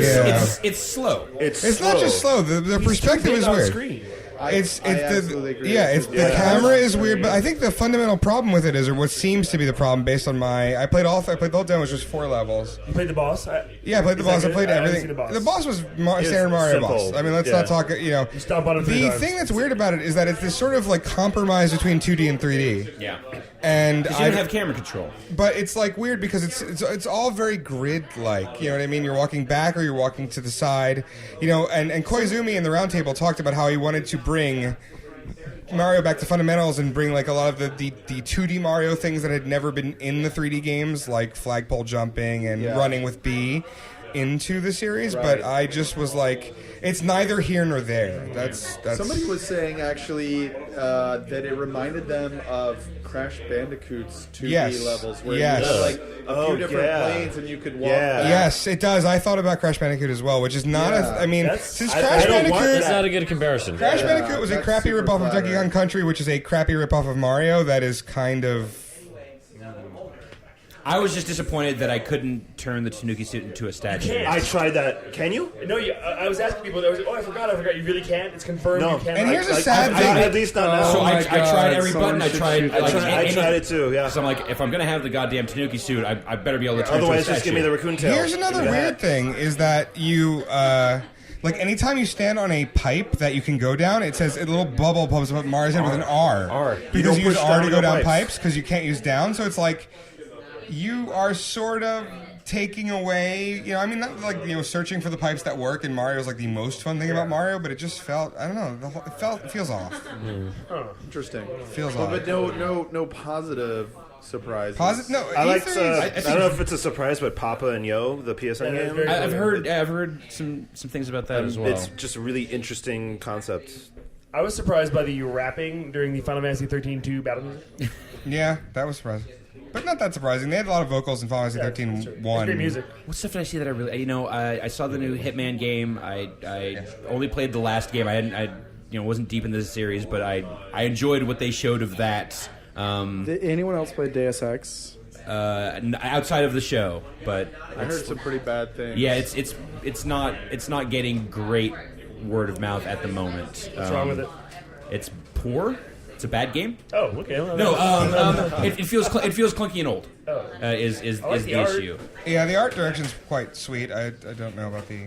The comparisons have been made on this very podcast to like Alpha Protocol. Oh wait, I wasn't at the EA press conference. How does the Insomniac game look? It was just a CG trailer. It was a CG trailer, but it was like there was character there. Like it was kind of an interesting blend of Overstrike. Overstrike. No, so their goofy Ratchet and Clank kind of sense of humor stuff, and then also the ridiculous weapons of like Resistance. What's the premise? Like this. I think it's gonna be like a co-op, third-person shooter. Army 2? No, there's it's a four-person squad. Four-person squad. Everyone has kind of unique abilities and stuff. Actually, speaking of which, this is my biggest surprise of the show.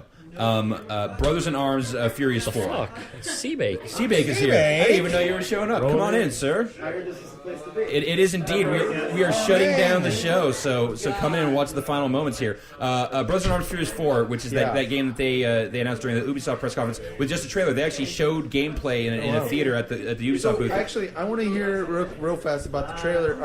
About the gameplay, because I saw the trailer and I'm like, why do I want to play as one of these assholes that's like just jumps in? Yeah. Like at least with Inglourious Basterds, Because they're killing Nazis. Nazis. You can't be an asshole if you're killing Nazis. But you can when you don't see the Nazis being Nazis and you just see a bunch of guys jump into a bar fucking with chainsaws and like frat boy. That's what I'm worried about that game, is that they're trying to be Tarantino. Like, just like they're not I actually Tarantino. felt bad for the Nazi on the toilet in the end of the trailer. Now like, we learn this guy more didn't about even Mark do McDonald. anything. You were sympathizer. Other than being a motherfucking Nazi. But I mean, like a chainsaw. It's just like, lazy, right? Maybe he's a good Nazi. It's I'll tell you this. I mean, forget the premise, and I think the use of the name Brothers in Arms is bizarre. a Doesn't bad need it. choice.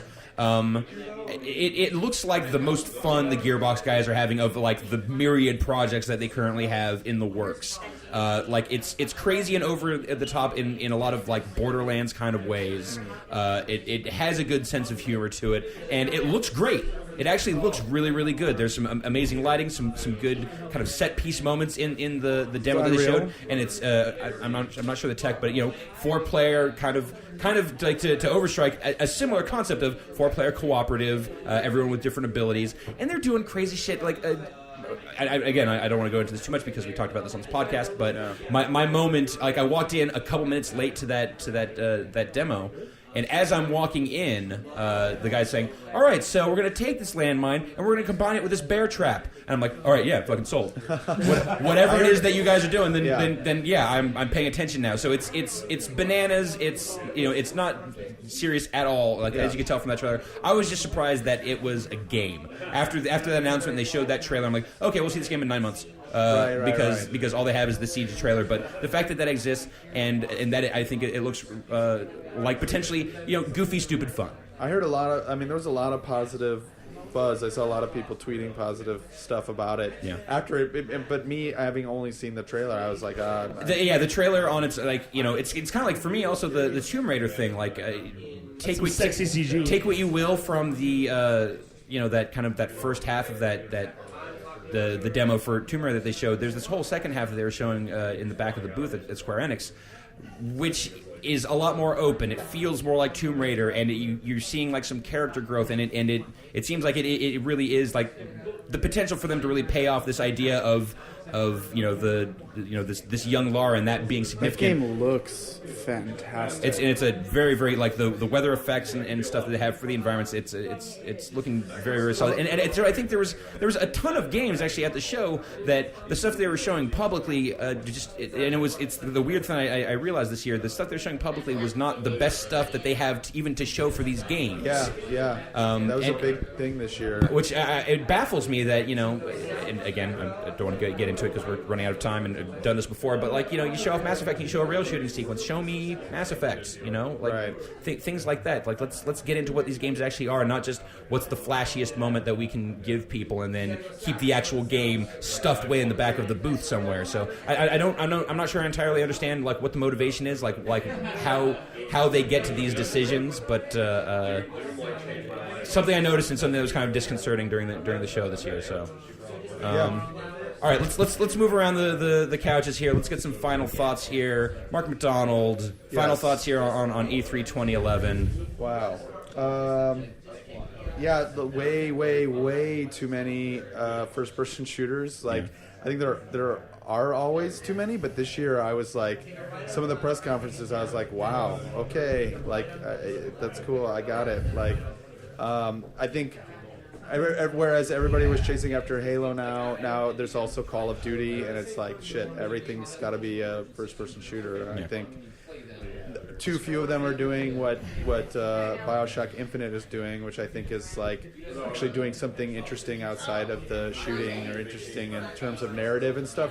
I don't see nobody's like chasing after Portal, unfortunately. I don't see a lot of games going, I wish they were more like narrative and puzzle based, but first person perspective and whatever.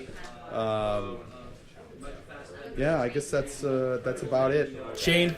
I think it's a lot of remakes this year, and normally that is kind of a bad thing, but because there are franchises I really love, like Eco, Shadow of the Colossus, Zone of Enders, Metal Gear, Silent Hill, I'm lining up for these things. I'll buy them all again.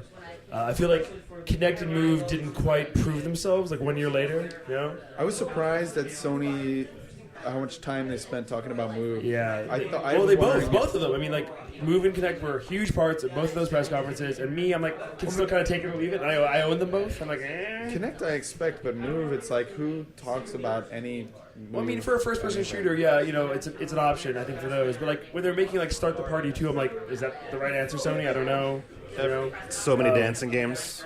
Yeah, so many dancing games. Dancing games are the new guitar games. A lot of yeah, exactly. And dancing and shooting, that's all people want to do. Is this not the first E3 where we didn't have a plastic instrument game on display? No plastic instruments. Patent pending. That's interesting. But that was actually Piano 3, I think.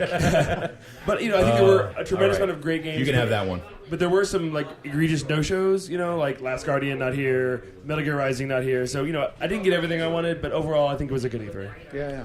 David Ellis. This is a tough one. I mean, Halo 4 coming eventually. Finish the fight again.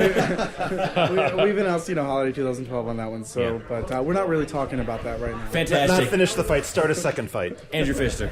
The prevalence, the more important downloadable games, more diverse, more fun to play. I played a bunch on both PSN and XBLA. One other thing that was weirded me out was seeing like at the EA booth, where you see like PS3, 360, seeing iPad or iPad. Oh yeah, I was like, wait, what? FIFA wasn't playable on the floor unless you wanted to play the iPad version with two iPod touches as the controllers. Weird. Whoa.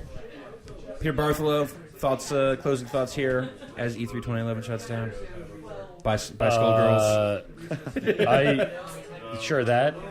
I did not get to leave the booth the entire show, so I really have no thoughts on the rest of the show. Could you see a couple other games from where you were at in Konami that you could? What was the most annoying audio loop that you could hear from your location on the floor?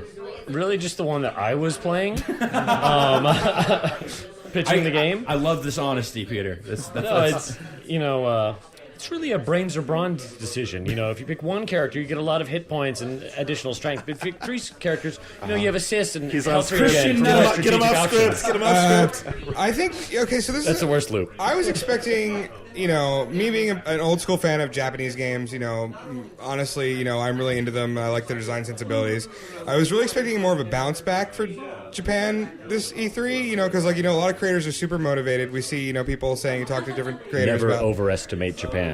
Yeah, I know. But no, it's not that I expected Japan to dominate E3. I'm not like a complete idiot. But I'm curious. It was not a single. Yeah, no. Game. The only Japanese developed game in the Sony press conference was that got stage time. Yeah. Was Street Fighter versus Cross Tekken and it was a port. It was for Vita, and it was the last thing in the entire press. And the focus was on the inclusion of the character from Infamous. Yeah, which, by the way, that was the second biggest laugh at the Sony press conference when they showed Cole. Yeah. I think partially because it was like, wait, what? And then partially because the graphic on screen, he had this fucking ridiculous look, and so did Ryu, and it just was like... Yeah, I wonder though if maybe some of the reasons for that, there were a month of work lost because of the earthquake and everything. Yeah, no, I'm not really criticizing. That's an interesting point, and that's definitely, potentially relevant. I thought, I really had thought there would be, like Itagaki... Devil's Third was not shown. There was just that weird, we're not showing it trailer. Right. Kojima didn't come to the show. I was expecting more Rising stuff, given that, last year Rising was all over the place. You know what I mean? We sort of knew going into the show that Rising clearly has some trouble. Well, I'm not talking about, it's true. Going into the show we knew, but my point is, absolutely. Big overall, name Japanese games, even small names, sort of interesting and unusual Japanese games. There were no real surprises, and I guess just to reiterate with Mark, Jesus Christ, enough fucking shooters already, okay? Jesus fucking Christ. It's Sony with Dust 514. That might be a great game. Actually, Dust 514. I wish I should talk about CCP more. I think CCP. Let's talk about this real quick because it's something that I know. I guarantee you, in 800 hours of Giant Bombcast you've had, no one's always. Actually, we've talked pretty extensively about. Oh, really? Yeah. Oh, yeah. shit. Yeah. No, it's fascinating. Like that company and what they do and Okay, I'm wrong. That's and what great. what they run with EVE No, Online. because all I wanna say is- it's a game that none of us ever want to play, but we are fascinated by. That's exactly my opinion of it. But all I want to say is, like, this is something that, like,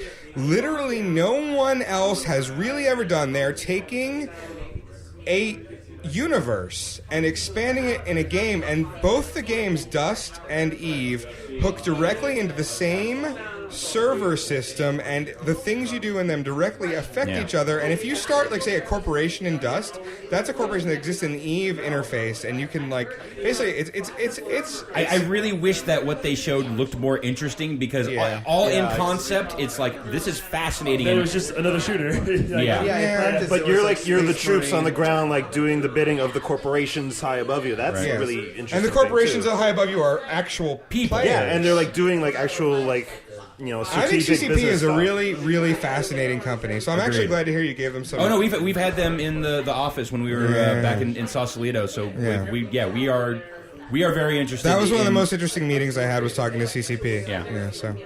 Well, guys, thank you so much for helping us usher a close to this crazy ass show. That's gonna do it for Giant Bomb for our live show here. We're gonna have some more content. Obviously, a bunch of stuff got shot that's still forthcoming.